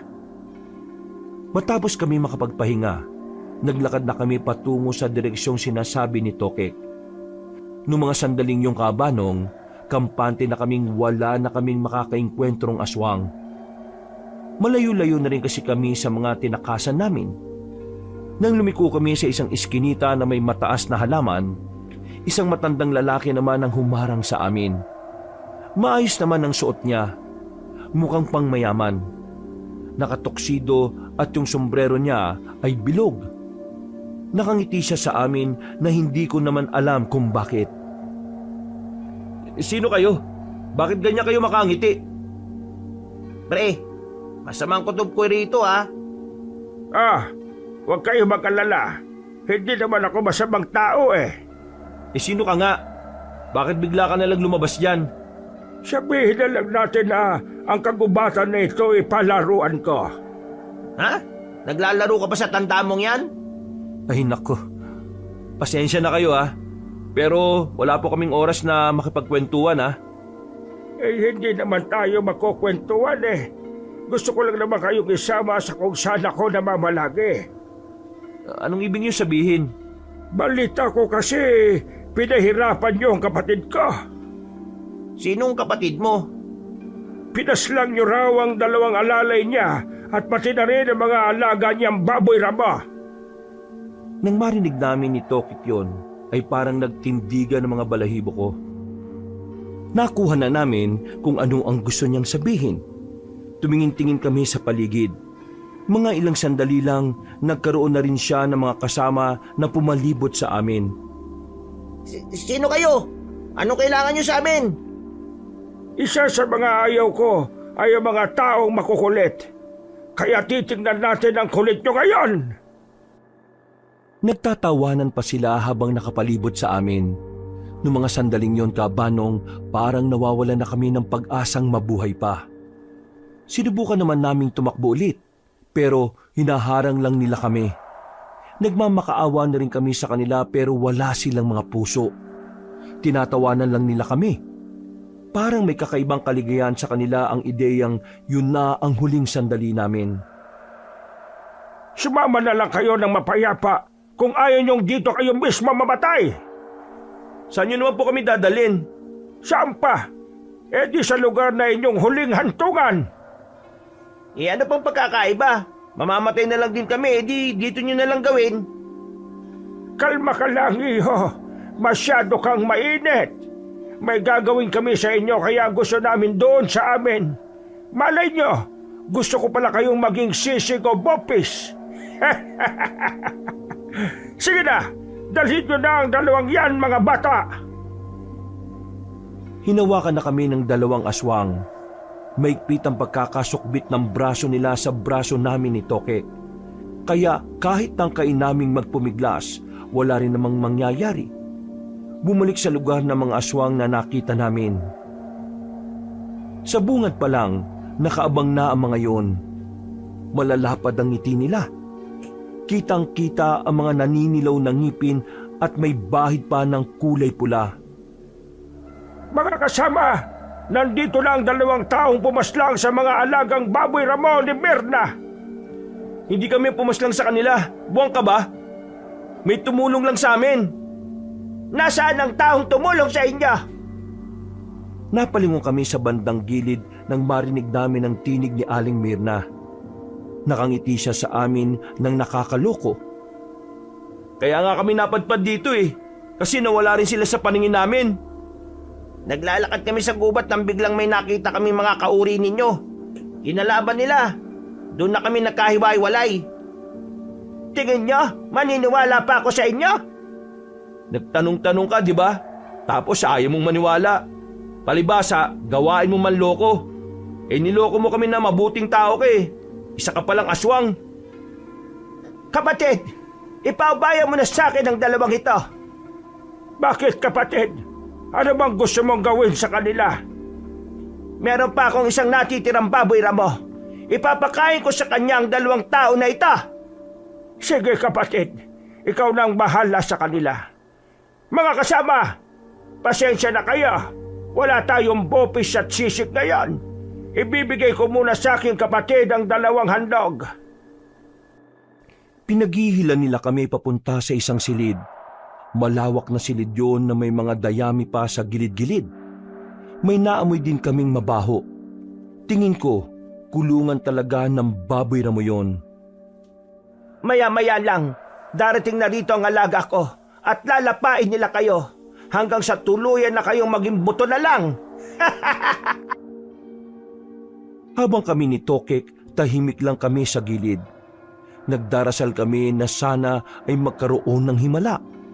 Na sana bigla na lang mahanap nila Amante at Mang Rodante ang lugar na kinalalagyan namin. Kasalanan ko to Kung di sana ako nagtiwala sa matandang yun, di sana wala tayo dito sa sitwasyon na ito. Hindi naman nakakatulong yung pagsiself-pity mo, pre. Kahit sisihin mo nang sisihin yung sarili mo, hindi na tayo makakatakas dito. Pare, gusto ko pang mabuhay. Hinihintay ako ng mga magulang ko sa Maynila. Ayaw ko pang mamatay. Sino bang gusto mamatay? Wala naman, di ba? Gusto ko din namang mabuhay At saka, maayos ka nga. Ikaw ang nagsasabi sa akin kanina na wag akong nega, tapos ngayon, ikaw naman tong ganyan. Huminga na lang ako ng malalim. Pinilit kong ikalma ang sarili ko. Naisandal ko na lang ang likod ko sa dingding. Pasimple kaming sumilip sa pintuan. Merong 4 na nagbabantay roon, kaya malabong makalabas kami. Isang oras na ang nakalipas, hintay kami ng hintay sa sinasabi ni Aling Mirna na baboy Ramo. Pero wala namang dumarating. May pumasok na isang magandang babae. Maputi at makinis ang balat. Matangkad din siya. Mahaba ang buhok. Malaanghel ang muka. Nakakamangha ang kagandahan niya. Pero dahil nasa lugar kami ng mga aswang, alam namin ang babaeng yun ay isa ring aswang. Kaya sa isang iglap lang, nawala agad ang paghanga namin sa kanya. Magandang hapon sa inyong dalawa. Kumusta ang kalagayan niyo? Sino ka naman? Malamang aswang ka rin, no? Manggagamot ako. Narito ako para tingnan kung may mga sugat kayo. Manggagamot? Hindi mo kami malilin lang, no? Hindi kami kahapon pinanganak. Alam naming aswang ka rin. Aswang din naman talaga ako eh. Wala naman akong sinabing hindi. Ay naku, yung paan ninyo, may mga gasgas. Sa kakatakbo nyo siguro yan, ano? Manggagamot ka? Pero aswang ka? Anong pinaniniwalaan mo sa panggagamot? Pinaniniwalaan. Naniniwala ko na mahalaga ang buhay ng kahit na sino. Kung naniniwala ka sa paniniwala na yon, edi patakasin mo kami. At bakit ko naman gagawin yon? Kasi kung talagang pinahahalagan mo ang buhay ng lahat, hindi mo kami hahayaan dito. Alam mo naman na oras na umalis ka mamaya patay na kami. Di bali wala rin yung panggagamot mo sa paa namin. Sa bagay, may punto ka nga naman. Tama ang sinabi mo. Ano, patatakasin mo na kami? Hindi. Sus, kala ko naman naintindihan mo yung sinabi ni Miguel. O baka naman mahina rin ang kokote mo, kagaya ng mga kasamahan mo. Sa sinabing yun ni Tokek, napansin namin na biglang sumeryoso ang mukha ng babaeng kausap namin. Biglang nanlisik ang mga mata niya. Hinila niya ang paa ko. Naglabas siya ng kung ano-anong gamot. Sapilitan niya yung ipinahid sa mga sugat namin sa paa. Papalagpasan na kami pero biglang pumasok ang mga bantay para hawakan ang magkabila naming braso. Sobrang hapdi ka, Banong. Maiihi kami sa sobrang kirot ng mga pinahid niya. Pero makalipas lang ang halos 2 minuto, nawala na rin ang sakit. Pati ang pagkirot ng sugat namin ay nawala na rin. Aba, bakit mo ito ginagawa? Bakit mo kami ginagamot ha? Gusto niyo talagang malaman kung bakit? Kaya nga nagtatanong, di ba? Kaya ko kayo ginagamot kasi ayaw ko nang may sariwang sugat ng mga pagkain ko. Maya-maya lang, matutuyo na kagad ang sugat nyo. At yun na ang hudyat na pwede na ako magapunan. Ano? Kakainin mo rin kami? Siyempre naman. Ano ba dapat? Walang yaka rin naman pala eh. Bakit? Tingin nyo tutulungan ko kayong makaalis kaya ko kayo ginagamot? Ha! Managinip kayo ng gising. Tumawa lang ng tumawa ang babae. Nababanas na kami ni Tokek ng mga sandaling yon. Sa isip-isip namin, babanatan na namin siya dahil hindi naman kami nakagapos. Ang kaso nga lang, nakatingin sa amin ang mga bantay na nasa labas. Kaya kahit gustuin naming birahin yung babae, hindi rin kami makagalaw. Kinuha ng babae ang upuang kahoy. Umupo siya roon at pumwesto sa gilid. Binantayan niya kami ng halos 2 oras. Mga bandang 5:00, tumayo na siya. Nagulat na lang kaming dalawa ni Tokek nang unti-unti na niyang inalis ang mga suot niya. Ha? Anong ginagawa mo? Bakit? Ayaw niyo ba? Ayaw niyo bang makakita ng magandang katawan? Tumigil ka. Hindi mo kami maaakit, no? Bakit? Tingin niyo ginagawa ko ito kasi gusto ko kayong akitin? Mga ibang na pala kayo eh. Inaalis ko lang ang mga damit ko para mas madali ako makapagpalit ng anyo at hindi masira ang mga damit ko. Napasiksik na lang kami ni Tokek sa may gilid. Takot na takot at kinikilabutan. Ang babaeng maganda na nasa harapan kasi namin ay bigla na lang naging malaking baboy ramo. Saka lang namin napagtanto na siya pala ang baboy ramo na sinasabi ni Aling Mirna. Nako, naalinti ka na. Kalma pre, akong bahala. May nakita akong bote ng soft drinks, ilang di pa lang ang layo sa akin. Hinila ko si Tokek para sumiksik doon. Pasimple ko namang kinuha ang bote. Nang akmang lalapit na sa amin ang baboy ramo, pinalo ko yon ng bote. Nabasag ang bote ng tamaan yon sa ulo. Dahil sa ginawa ko, bumalik sa dating anyo ang magandang babae. Naging anyong tao siya. Hindi na ako nagsayang ng oras. Lumapit ako sa babae. Sinakal ko siya gamit ang mga bisig ko. Tinuto ko naman ang basag na bote sa ulo ng bihag ko. Sige, subukan niyong lumapit. ibabaon ko tong bote sa ulo ng babaeng ito. Walang nagawa ang mga nagbabantay. Hindi sila makalapit sa amin. Si Tokek naman ay nasa likuran ko lang. Ano? Hindi nyo kami pararaanin? Tatagas ang dugo nito sa ulo nito, sige! Pinadaan kami ng mga bantay. Nang makalabas na kami sa bahay na yon, lahat naman ng mga nasa labas ay nakaabang sa amin. Nasa bakuran lang kami habang sakal-sakal ko pa rin ang babae. Dumating naman si Aling Mirna at yung matandang lalaki na aswang. Nasa pagkakarinig ko, yun ang pinuno ng mga aswang. Bitiwan niyo ang apo ko kung ayaw niyong matuluyan. Ano akala mo sa akin, tanga? Hindi ko bibitiwan to kasi ito ang susi para makalis kami rito. Subukan niyo lang gumawa ng kahit na anong masama. Ibabaw ni Miguel yung basag na bote. Pwede sa ulo, pwede rin naman sa mata o sa leeg. Tulungan mo ko. Ayoko pang mamatay. Kung hindi nyo kami hahayaang makalis dito, mamamatay itong apo nyo. Mga immoral talaga mga tao. Paano niyo nagagawang babuyin ng isang dalaga na kagaya niya? Wala siyang suot na kahit na ano. Tapos gaganyanin din niya.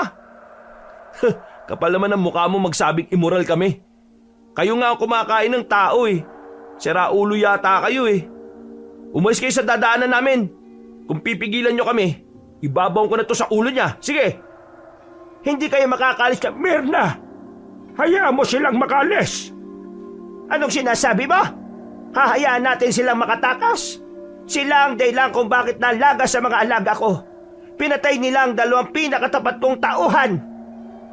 Hindi ba mahalaga sa iyo ang buhay ni Meliana? Mahalaga siyempre. Sige na. Hayaan mo na sila. Gusto ko pang mabuhay. At saka, hiyang-hiya na ako eh. Nakikita na ng lahat ang katawan ko. Kayong lahat, tumalikod kayo. Ang mga mata nyo naglalakihan. Kung sino mang mahuli kong nakatingin, bibitayin ko kaagad. Agad na sinunod ng mga aswang ang sinabi ng matandang lalaki. Nang simulan na naming maglakad, nakita ko pang gigil na gigil ang mukha ni Aling Mirna. Kulang na lang ay bigla niya kaming hablutin. Pero hindi niya magawa dahil hawak namin ang apo niya. Nakalabas na kayo ng baryo namin. Bitiwan niyo na si Meliana. Hoy tanda, hindi ako tanga no? Alam ko mapapahama kami kapag binitiwan namin siya kaagad. Bibitiwan ko siya kapag nakalayo na kami. At wag na wag niyong tatangkaing sumunod. Kasi hindi ako magdadalawang isip na tuluyan tong babaeng aswang na ito. Sobra na ang hinihiling ninyo. Sige na, Mirna. Pagbigyan niyo na ang kagustuhan nila. Ang kulit mo, Aling Mirna. Kapag tong apo mo namatay, kasalanan mo ha. Manahimik ka. Walang susunod. Aalis na kami. Subukan niyo lang hindi sumunod sa usapan. Mamamatay kayong dalawa. Manahimik ka na nga. Ito na nga oh, naglalakad na kami paalis. Dali-dali kaming naglakad habang hila-hila ko ang babaeng aswang. Hindi ko inaalis sa ulo niya ang nakatutok na basag na bote. Pre, tingnan mo kung may sumusunod ah. Sabi mo kagad kung meron kasi tutuluyan ko na ito. Wala pre, hindi sila gumagalaw sa pwesto nila. Kapag sumapit ang gabi, yari kayo sa mga aswang. Kahit na makatakas kayo, mahahanap at mahahanap namin kayo. Ang gubat ang palaruan namin. Ito na ang mundo namin. Dayo lang kayo rito, kaya hindi nyo kami matatakasan. Manahimik ka na nga. Tarak ko na to sa bungo mo eh. Makalipas ang ilang minuto ay nakalayo-layo na rin kami sa baryo ng mga aswang. Tamang pagkakataon na sana yon para makatakas na. Ang kaso, ang problema namin ay ang babaeng mismong daladala ko. Patayin na natin yan. Kapag pinatakas mo yan, susundan lang din nila tayo eh. Kapag pinatay natin to, mas malalagay buhay natin sa alanganin. Pre, huwag kang magtiwala sa mga hayop na yon. Siya ang papatay sa atin kapag hindi natin yan tinuluyan. Hindi mo naman pala ako kayang patayin eh. Takot ka pala. Duwag. Yan ang kainaan ng mga mababait na tao. Hindi kayang manakit. Ha? Manahimik ka! Pre, ano na? Hindi natin siya bibitiwan hanggat hindi natin nahahanap si Amante at Mang Rodante. Sundin mo ang kasunduan. Anong gagawin mo? Mataya ka. Wala akong pakialam sa kasunduan. Mapanlin lang kayo, kaya nilinlang ko rin kayo. Pagbabayaran mo itong ginawa mo. Kayong dalawa, mamamatay kayo sa kagubatan na ito. Bahala ka sa buhay mo. Hindi ko binitiwan ng babae kahit na nangangalay na ako kakasakal sa kanya. Hinila ko siya ng hinila hanggang sa makarating na kami sa mas maraming punong matataas. Hapon pa naman noon, kaya kahit na papaano ay malakas ang loob namin dahil nakikita pa namin ang daan. Pre, dito tayo galing kanina oh. Natatandaan ko na. Oo, sa ilog tayo pumunta. Sa ilog? Sa tubig? O bakit? Takot ba kayo sa tubig? Wag doon. Wala kang magagawa kapag doon ang gusto namin. Hindi ako pwede doon eh. Alam namin. Kaya nga doon ka namin dadalin eh. Para sakaling dumating yung mga kasama mo, wala rin sila magagawa.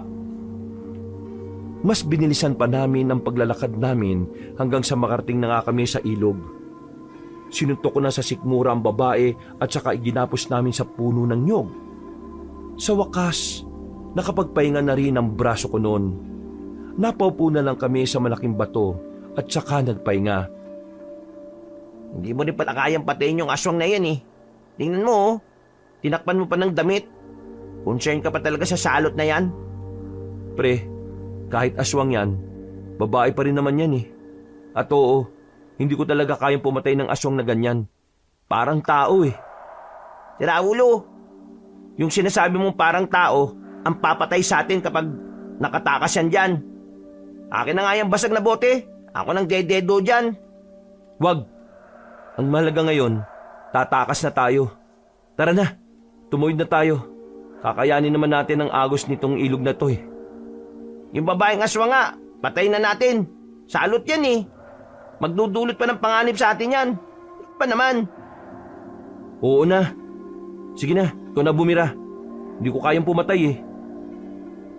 Kukunin na sana ni Tokik ang basag na bote nang biglang nakarinig kami ng mga kaluskos. Dumating na ang iba pang mga aswang. Kasama nila ang dalawang matanda. Galit na galit sa amin si Aling Mirna, lalo na nang maabutan nilang nakagapos ang babaeng si Miliana. Yan na nga ba sinasabi ko pre? Ikaw kasi patumpik-tumpik ka pa eh. Sinabi ko na nga ba't hindi kayo susunod sa usapan? Ang sabi niyo pakakawalan niyo ang apo ko kapag nakalayo na kayo. Pero bakit bihag-bihag niyo pa rin? Hindi rin naman kayo sumunod sa usapan eh. Ang sabi ko, kahit anong mangyari, huwag kayong susunod. Pero tingnan nyo, nandito kayo oh. Mga iho, labis-labis na ang ginawa niyong kahayupan sa aming mga aswang. Pagbabayarin ko kayo. We, kaya niyo bang lumapit dito? Eh di ba takot kayo sa tubig? Nagmamadali kami ni Tokik na tumayo sa malaking bato na nasa gitna ng ilog. Kita namin sa mukha nila ang labis na pagkainis sa amin. Maging ang ibang aswang na naroon, umangil na rin ng umangil. Para bang anumang oras ay lalapain na nila kami roon. Pero dahil nasa gitna kami ng tubig, puro lang amba ang ginagawa nila. Pre, basahin natin sila ng tubig. Tara! Sabay naming sinabuyan sila ng tubig na galing sa ilog. Para silang mga pusang takot na takot sa tubig habang natataranta. Dumistansya sila sa amin. Palingon-lingon si Aling Mirna sa paligid na parabang may iniisip na paraan. Lola, patayin niyo ang dalawang yan. Pinaboy nila ako. Hoy, kapal ng mukha mo. Wala kaming ginagawa sa iyo ha. Maganda ka lang pero kadiri ka kasi aswang ka. Binaboy ang putik. Wala kaming kahit 1% interes sa'yo, no?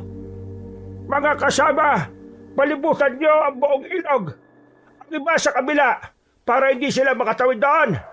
Tignan lang natin kung hanggang saan ang angas ng dalawang hangal na ito. Pre, mukhang di na talaga tayo makakalis dito. Meron akong paraan. Ano? Magpapaagos tayo ng tubig. Buwang ka ba? Paano kung tumama ng tumama ulo natin sa mga bato? Tingnan mo nga oh, ang lakas ng agos. Wala na tayong ibang choice pre. Hindi magtatagal. makakaisip na rin sila ng paraan kung paano tayo makukuha dito. Basain na lang natin ang buong katawan natin para hindi nila tayo mahawakan. Nang basain namin ng buong katawan namin, ay nakita naming parang mas lalong nanggalaiti si Aling Mirna. Nagtataka talaga kami kung anong meron sa tubig at bakit hindi nila magawang makalapit sa amin. Samantala, nakita ko naman sila sa baryo nila na tubig ang pinapaligo sa mga batang aswang. Kung ano man ang dahilan ng mga sandaling yon, ay nakakampante kami na hindi sila makakalapit sa amin. Pero nang makita namin na kumuha sila ng maraming kawayan, doon na kami kinutuban ng masama. Balak nilang gumawa ng tulay para makalapit kami at ang iba naman gumagawa na rin ng mga panungkit.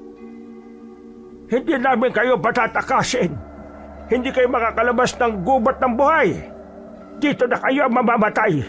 Magbabayad kayo sa mga ginawa niyo sa apo namin. Pre, ano na gagawin natin?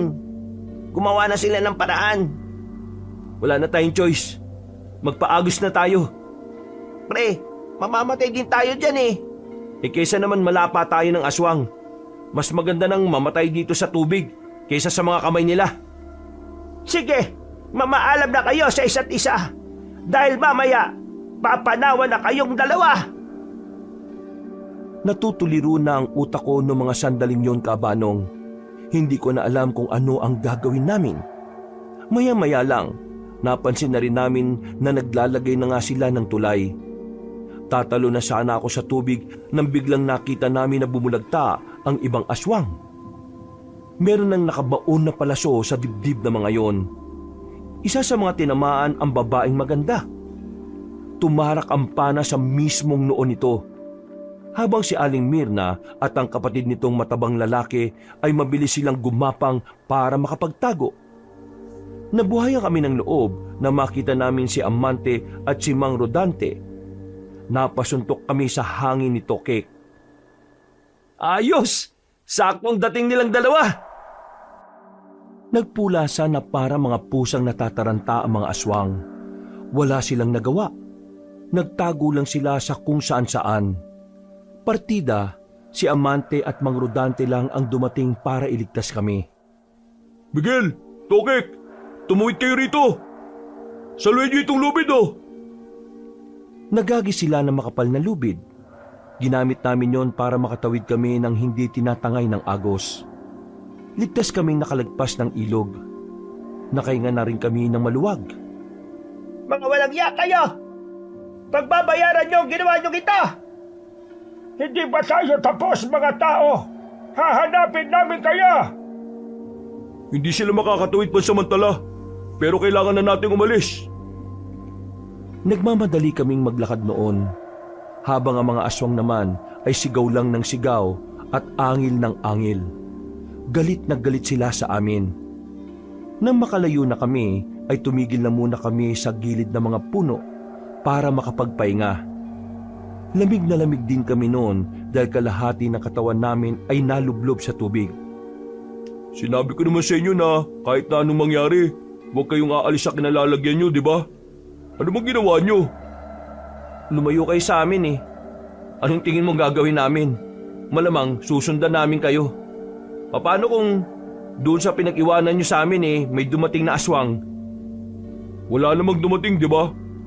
Kaya lang naman kayo muntik ng mapahama kasi nakasalubong niyo yung aswang. Hindi kasi kayo nakikinig eh. Bakit bang titigas ng ulo ninyo? Kayo na nga itong tinutulungan. Sinusumbatan mo ba kami? Hindi ko kayo sinusumbatan. Ang akin lang naman, para din naman sa inyo itong ginagawa namin eh. Kaya sana naman makisama kayo. Kung tutusin lang, wala naman kami mapapala ni Mang Rodante dito eh. Mas uunahin pa namin dapat yung mga aswang kaysa sa pagtakas nyo. Pero pinag-aaksayahan namin kayo ng oras. O di nanunumbat ka nga. Sana hindi mo na lang ginawa kung isusumbat mo rin. Ginawa ko to kasi mahalaga kayong dalawa sa akin. Oo, nanunumbat na ako. Yun ang gusto mong isipin, di ba? Mas maganda nga siguro sumbatan ka para mas malaman nyo kung ano yung pinaghihirapan naming matulungan lang kayo. Bakit ba sumasama ang loob mo, Miguel?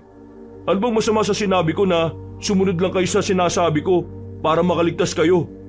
May masama ba ron? Tama na yan. Magkakaibigan kayo, hindi ba? Hindi kayo dapat nagkakagulo. Dapat nagkakasundo kayo. Paano magkakasundo? Minamasama pa niya yung ginagawa ko sa kanya. Kahit kailan talaga ganyan pa rin ang ugali eh. Walang pinagbago. Ganyan na ganyan yan nung nag-aaral pa lang kami. Hoy, hindi ko na gusto yung sinasabi mo ah. Tama na nga. Pareho naman kayo may mali eh. Dinadaan nyo pa pareho sa init ng ulo nyo. Wala namang mangyayari kung mag-aaway kayong dalawa. Hindi kayong dapat na magkalaban dito mga pre. Ang tunay na kalaban natin, yung mga aswang. Doon kayo magalit. Bakit kayo magagalit sa isa't isa eh, magkaibigan kayo? Yung mga aswang. Yun ang kalaban. Kaibigan nyo ba yon? Hindi, di ba? Doon kayo magalit ng husto. Ilabas nyo ang sama ng loob nyo doon. Ang pira naman kayo. Minsan na nga lang tayo magkita-kita, ganyan pa kayo. Tama na. Tama tong kaibigan nyo eh. Ang tunay nating kalaban dito ay walang iba kundi ang mga aswang. Kaya umayos nga kayo. Hindi na ako nakapagsalita ng mga oras na yon, Kabanong. Kalaunan, bigla na lang akong nakonsensya sa mga sinabi ko. Bumuntong hininga na lang ako. Nilapitan ko si Amante. Humingi ako sa kanya ng paumanhin. Tinanggap naman niya kaagad yon. Aminado naman ako na naging emosyonal lang din ako. Pero ang totoo, may mali din talaga kami kaya nalagay kami sa kapamakan. O ngayon maayos na. Pahinga na muna. Kakagat na ang dilim. Mamaya-maya lalarga na tayo ulit. Yung bangka na sasakyan namin, tuloy pa ba yon? Bukas na ng umaga yun. Wala nang pumapalaot ng gabi. Kung sana nakaabot tayo ron, kahit mga alas 5, wala sanang problema. Yung mga aswang kanina, bakit ba hindi sila makatawid ng ilog? Bakit sila takot sa tubig? Kung tubig lang pala panlaban sa kanila, di sana. Nagdala tayo na maraming tubig no? Hindi sila takot sa basta-bastang tubig lang. Ang kinatatakutan nilang tubig ay ang mga tubig sa ilog. Ayon sa impormasyon na meron kami, takot sila sa mga ilog dahil sa paniniwala nilang ang tubig ng ilog ay luha ni Jesus. At ang luha ni Jesus ay mabisang pamatay sa kanila. Pero yung ilog kanina, totoong pangontra sa kanila yon. May kung anong nakahalong elemento sa tubig doon kaya masakit sa balat nila. Pero wag tayo maging kampante Masusundan nila tayo kung magtatagal pa tayo rito. Ayos na ba kayo? Pwede na ba kayong umalis? Nagpatuloy na rin kami sa paglalakad. Tinatahak namin ang madilim na daan ng kagubatan. Noong mga sandaling yon, kahit na papaano ay nabubuhayan na rin kami ng loob ni Tokek. Ang buong akala kasi namin ay hindi na namin sila makikita. Buti na lang talaga, nagkataon na sa ilog din ng direksyon nila Amante kaya nila kami nakita. Mahigit 1 oras na kaming naglalakad. Iniisip ko noon na magiging ligtas na kami dahil palabas na kami ng kagubatan. Pero sa hindi namin alam, may mga aswang na palang nakaabang sa kalsada. Kumusta kaya yung mga kasamaan natin? Uy! Bigla na lang hinila ang paa ni Tokek. Meron palang aswang na nakaabang sa ibaba ng halamanan. Agad namang lumapit si Mang Rodante doon at tinaga ang kamay ng aswang. Dahil doon, naging alerto na kami. Binigyan na nila kami ng tigisang itak para makalaban. Ihandaan niyo mga sarili niyo Teka, paano ba nila tayo nasundan kung hindi naman sila nakakatawid sa ilog? Siguro, umikot lang sila sa kabila. Mabilis naman ang mga aswang na yan May kakayahan silang makatakbo ng mabilis, kaya hindi na rin nakakapagtaka. Nasundan din siguro nila tayo dahil sa mga sugat nyo sa paa. Wala na tayong magagawa. Palag-palag na talaga to. Huminga ako ng malalim sa pagbabakasakaling mababawasan ng kaba ko kapag ginawa ko yon. Pero wala namang nangyari. Walang nagbago. Malakas pa rin ang kabog ng dibdib ko kahit na anong gawin ko. Inisip ko na lang na kailangan naming makaalis doon. Nang lumabas na ang mga aswang, kasama na nila yung babaeng apo ni Aling Mirna, na sa pagkakaalala ko, Milyana ang pangalan. Siya ang nagpapasunod sa mga aswang na kaharap namin. Ayan na! Nang unang lumapit si Amante at si Mang Rodante, pinagtatataga nila ang unang grupo ng aswang, habang kami naman ni Tokek ay parang nagdadalawang isip pa. Pero nang makita naming napapalibutan na ng mga aswang yung dalawa, naglakas loob na lang akong lumapit at makipagsabayan. Sumunod na rin si Tokek sa akin. Agad namang napatay ang mga aswang at tanging si Milyana na lang ang natitira. Tatakas pa sana siya pero pinukulan siya ni Mang Rodante ng palaso. Tinamaan si Milyana sa batok at tumagos pa yun sa mata nito. Hindi pa nakontento si Mang Rodante. Nilapitan niya ang aswang na babae at saka tinarak ang itak sa bandang dibdib. Talagang siniguro niyang hindi na yon mabubuhay. Siguradong manggagaliti sa galit yung dalawang matandang aswang.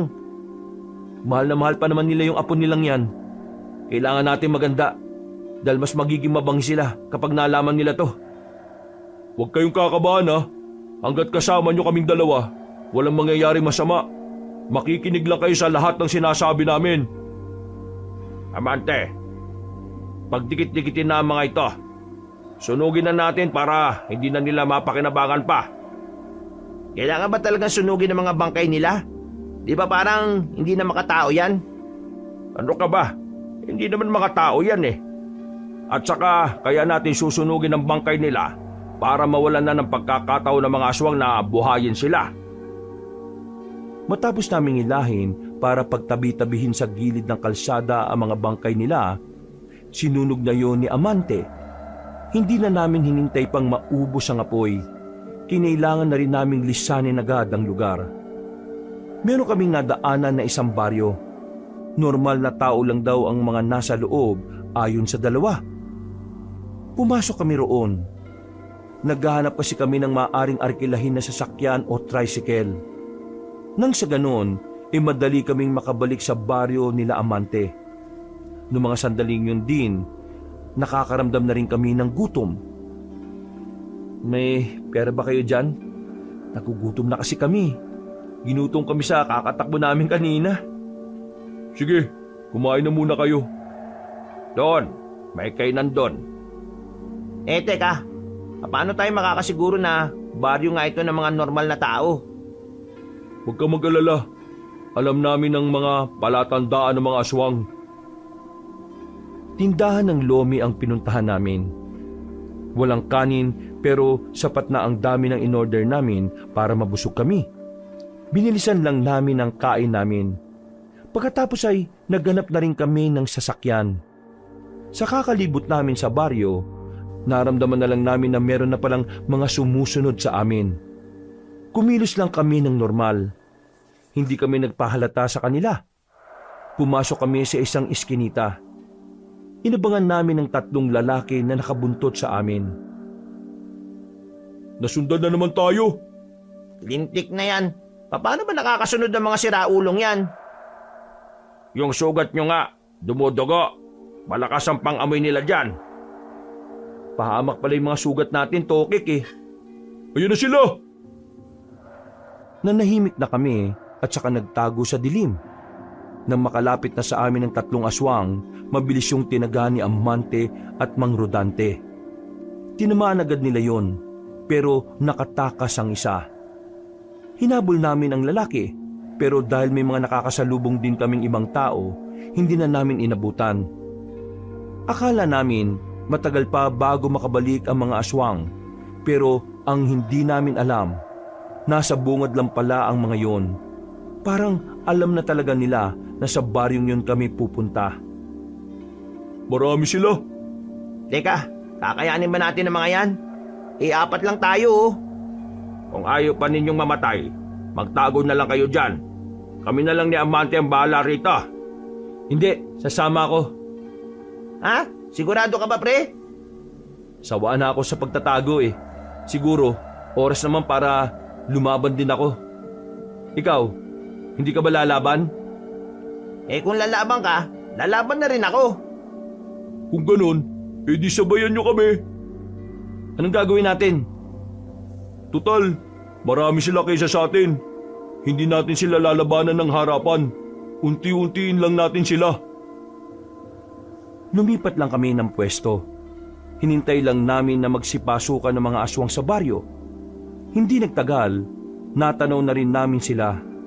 Kasama nila ang dalawang matanda, si Aling Mirna at ang kapatid nitong si Mang Oyo. Tila alam ng mga tao kung ano sila. Dali-daling nagtakbuhan ng mga tao sa kanya-kanyang pasok sa kabahayan. Biglang nawala ng tao sa labas. Parang naging ghost town. Kahit na saan kayo magtago, mahanap at mahanap namin kayo. Hindi namin kayo paalisin ng probinsyang ito ng buhay. Nagkamali kayo ng kinalabang angkan. Maling-mali na kinalaban niyo ang mga aswang. Napapalunok na lamang ako ng laway ng mga sandaling yon, Kabanong. Noong mga oras na yon, alam kong anumang oras ay magsisimula na ang gulo. Kaya naman maigpit na ang pagkakahawak ko sa itak. Walang lalabas kahit ano mangyari ha. Hayaan namin silang malaman nila kung nasaan tayo. Kaya walang lalabas. Nagtiyaga kami sa pinagtataguan namin. Mula sa kinalalagyan namin ay nakikita na namin silang nakatayo roon. Tila inaabangan din kaming lumabas. Amante, maganda na ang pwesto ko rito.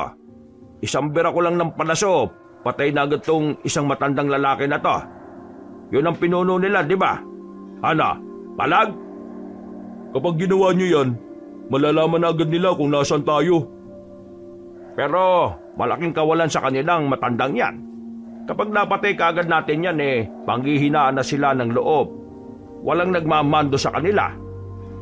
Hindi, iba ang pagkakakilala ko kay Aling Mirna. Habang nawawalan siya ng tao, mas lalo siyang nagagalit. O anong gagawin natin? Dito lang. Kunin na natin ang pagkakataon para mabawasan sila, amante. Kung yung matandang babae ang mas tumatapang kapag nababawasan ng tao, siya na lang ang unahin natin. Bahala na kung malaman nila na nandito tayo. Uy, nang bahala na pinagsasabi mo dyan. Sige, ihanda ko na. Kinuha na ni Mang Rodante ang kanyang pana. Sinentro niya ang dulo ng palaso kung saan nakatayo si Aling Mirna. Pagbitaw niya ng palaso, kita namin biglang bumagsak ang matandang aswang sa lapag. Naalarma naman ang mga aswang, lalong-lalo na si Mang Oyo. Bullseye! Alis na, alis na! Lumipat na tayo ng pwesto, dali! Pero paglabas pa lang namin sa pinagtataguan namin, pinalibutan na kami ng mga aswang. Galit na galit si Mang Oyo. Nag-iba na rin ang kanyang anyo. Una, si Bilyana. Pangalawa, si Mirna. Mga lapastangan kayong tao. Walang kapatawaran ang ginawa ninyo. Pre, anong gagawin? Dami nito oh. Kalma, lahat tayo makakarating sa langit. Ba't sira ulo ka ba? Pinagpapawisan na ako ng malamig ng mga sandaling yon. Pati ang palad ko ay basang-basa na rin ng pawis. Ramdam ko na pati si Amante at Mang Rodante ay kinakabahan na rin. Parang alam na rin nilang hindi kami uubra sa ganong karaming mga aswang. Ito na ang katapusan niyang mga hangal kayo. Mga bata, losob, patayin niyo mga yan! Dudumugin na sana kami ng mga aswang, pero biglang nagbukas sa mga bintana ng mga kabahayan. Napadapa na lang kaming apat nang marinig namin ang magkakasunod na putok ng baril. Pinagbababaril ng mga residente ang mga aswang. At dahil sa ginawa niya, marami agad ang nalagas bilang mga kalaban namin. Dito na namin nalaman na ang baryong napuntahan pala namin ay tumutugis din pala ng mga aswang. Kaya naman naging bentahe namin ang sandaling yon. Nakita naming nagtago si Mang Oyo sa kung saan. Sige na, ako nang bahala sa matandang yon. Tulungan niyo ang mga residente rito. Mag-iingat ka, Mang Rodante ha. Humiwalay na sa amin si Mang Rodante, habang kami naman hinahabol namin ng ibang aswang na nagtago sa madidilim na parte. Wala silang magawa sa dami ng residente na pinapaputukan sila. Kung tutuusin, wala na nga dapat kaming gagawin noon, pero mas pinili naming sabayan si Amante. Sa isang kanto, nakasalubong namin ang ibang aswang. Tinutulungan namin si Amante na kalabanin ng mga yon. Matagumpay naman namin silang natalo. Naging kampante ako noon kasi nakita kong talagang patay na ang mga kalaban namin. Pero laking gulat ko nang biglang lumabas si Mang Oyo sa gilid. Hinablot niya ako. Kinalmot niya ako ng maraming beses. Naisalag ko ang braso ko kaya yun ang nadali sa akin. Akmang tutuluyan na ako ni Mang Oyo pero nakatakbo ng mabilis si Amante para tulungan ako. Tinaga niya si Mang Oyo. Tinamaan yun sa braso kaya agad yung napadistansya. Laylay ang kanang braso niya na naging dahilan para bumagal siya sa kanyang pagkilos. Natakasan mo man si Mang Rodante, pero hindi ka makakatakas sa akin. Kung makapagsalita ka, akala mo naman ay magagawa mo kong talunin. Hindi mo ko kakayanin, bata. Masyado ka pang bata, iho. Nagkakamali ka yata ng husga sa akin Yung matandang kalaban mo, mas magaling pa ako roon. May kung anong dinukot si Amante na patalim sa tagiliran nito. Walang ano-ano, pinukol niya yon sa direksyon ni Mang Oyo. Tinamaan ang matandang lalaki sa dibdib. Hindi pa nakontento si Amante. Dali-dali siyang tumakbo at saka tinaga ng maraming beses ang matandang aswang at ang panghuli niyang ginawa, itinarak ni Amante ang hawak niyang itak. Sinentro niya mismo sa puso. Pagugot niya, hindi na nakapagsalita si Mang Oyo. Nalugutan na kagad ito ng hininga. Sakto naman na kararating lang ni Mang Rodante. Pasensya na. Natakasan ako eh. Okay lang, Mang Rodante. Tinapos na ni Amante, oh. Natulala na lang ako noon sa mga nangyayari. Maya-maya, saka ko lang naramdaman ang hapdi ng braso ko. Marami akong nakalmot at ang iba pa ay may kalaliman. Amante, asikasuhin mo yung braso ng kaibigan mo. Ako na ang bahala sa mga natitirang aswang. Katuwang ko rin naman ang mga residente rito. Sige po, ako na pong bahala rito. Dahil sa sobrang hapdi na ng nararamdaman ko noong mga sandaling yon, bigla na lang akong nakaramdam ng pagkahilo. Namalayan ko na lang na buwat-buwat na ako ni Tokek. Dinala nila ako sa isang bahay ng isa sa mga residente doon na nagmagandang loob. Binigyan niya kami ng manggagamot at pinaglinis na rin sa mga sugat. Dahil sa makakahalong pagod at kirot, nakaidlip na ako. Nagising na lang akong tapos na ang laban. Naririnig ko na lang sila sa bakura na nagtatawanan na para bang matagal na nilang kakilala ang mga residente doon.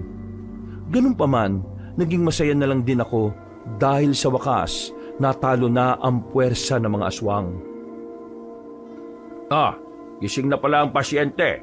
Halika rito, shot ka muna. Pre, kumusta alagay mo? Ha? Ayos na ako. Medyo mahapdi lang kanina. Bukas ng umaga, makakauwi na kayo. May nahanap na kami rito na pwede nating masakyan, batid sa inyong pier. Pag ka mag-alala, ang mga tao rito ay may anting-anting din. Kaya kaysa natin sila. Maraming salamat po. Lalong-lalo na sa inyo, Mang Amante at Mang Rodante. Tumango na lang sila sa akin bilang tugon. Sinamaan ko sila sandali bilang pagdiriwang ng tagumpay na nakamit namin. Kinaumagahan, sinakyan namin dakong 8:00 na nang makarating na kami sa pier. Paano? Makakalis na kayo rito?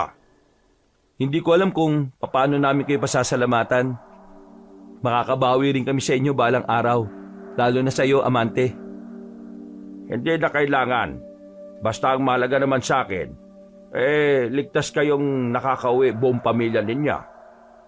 paano pala yung mga kasama namin? Kami na ang bahalang maghanap sa kanila. Sa ngayon, kailangan ninyong masigurong ligtas na kayo. Tatawagin namin kayo kagad kapag may nagkalat na kaming impormasyon. Sige, sana nasa ligtas lang siyang kalagayan. Sige na, umakit na kayo. Miguel, Tukik, magkita tayo sa Maynila ah. May ayusin lang ako dito. Susunod ako dun sa inyo. Yun, ayos! Sumakay na rin kami ng barko. Kumuway na lang kami sa kanila bilang pamamaalam.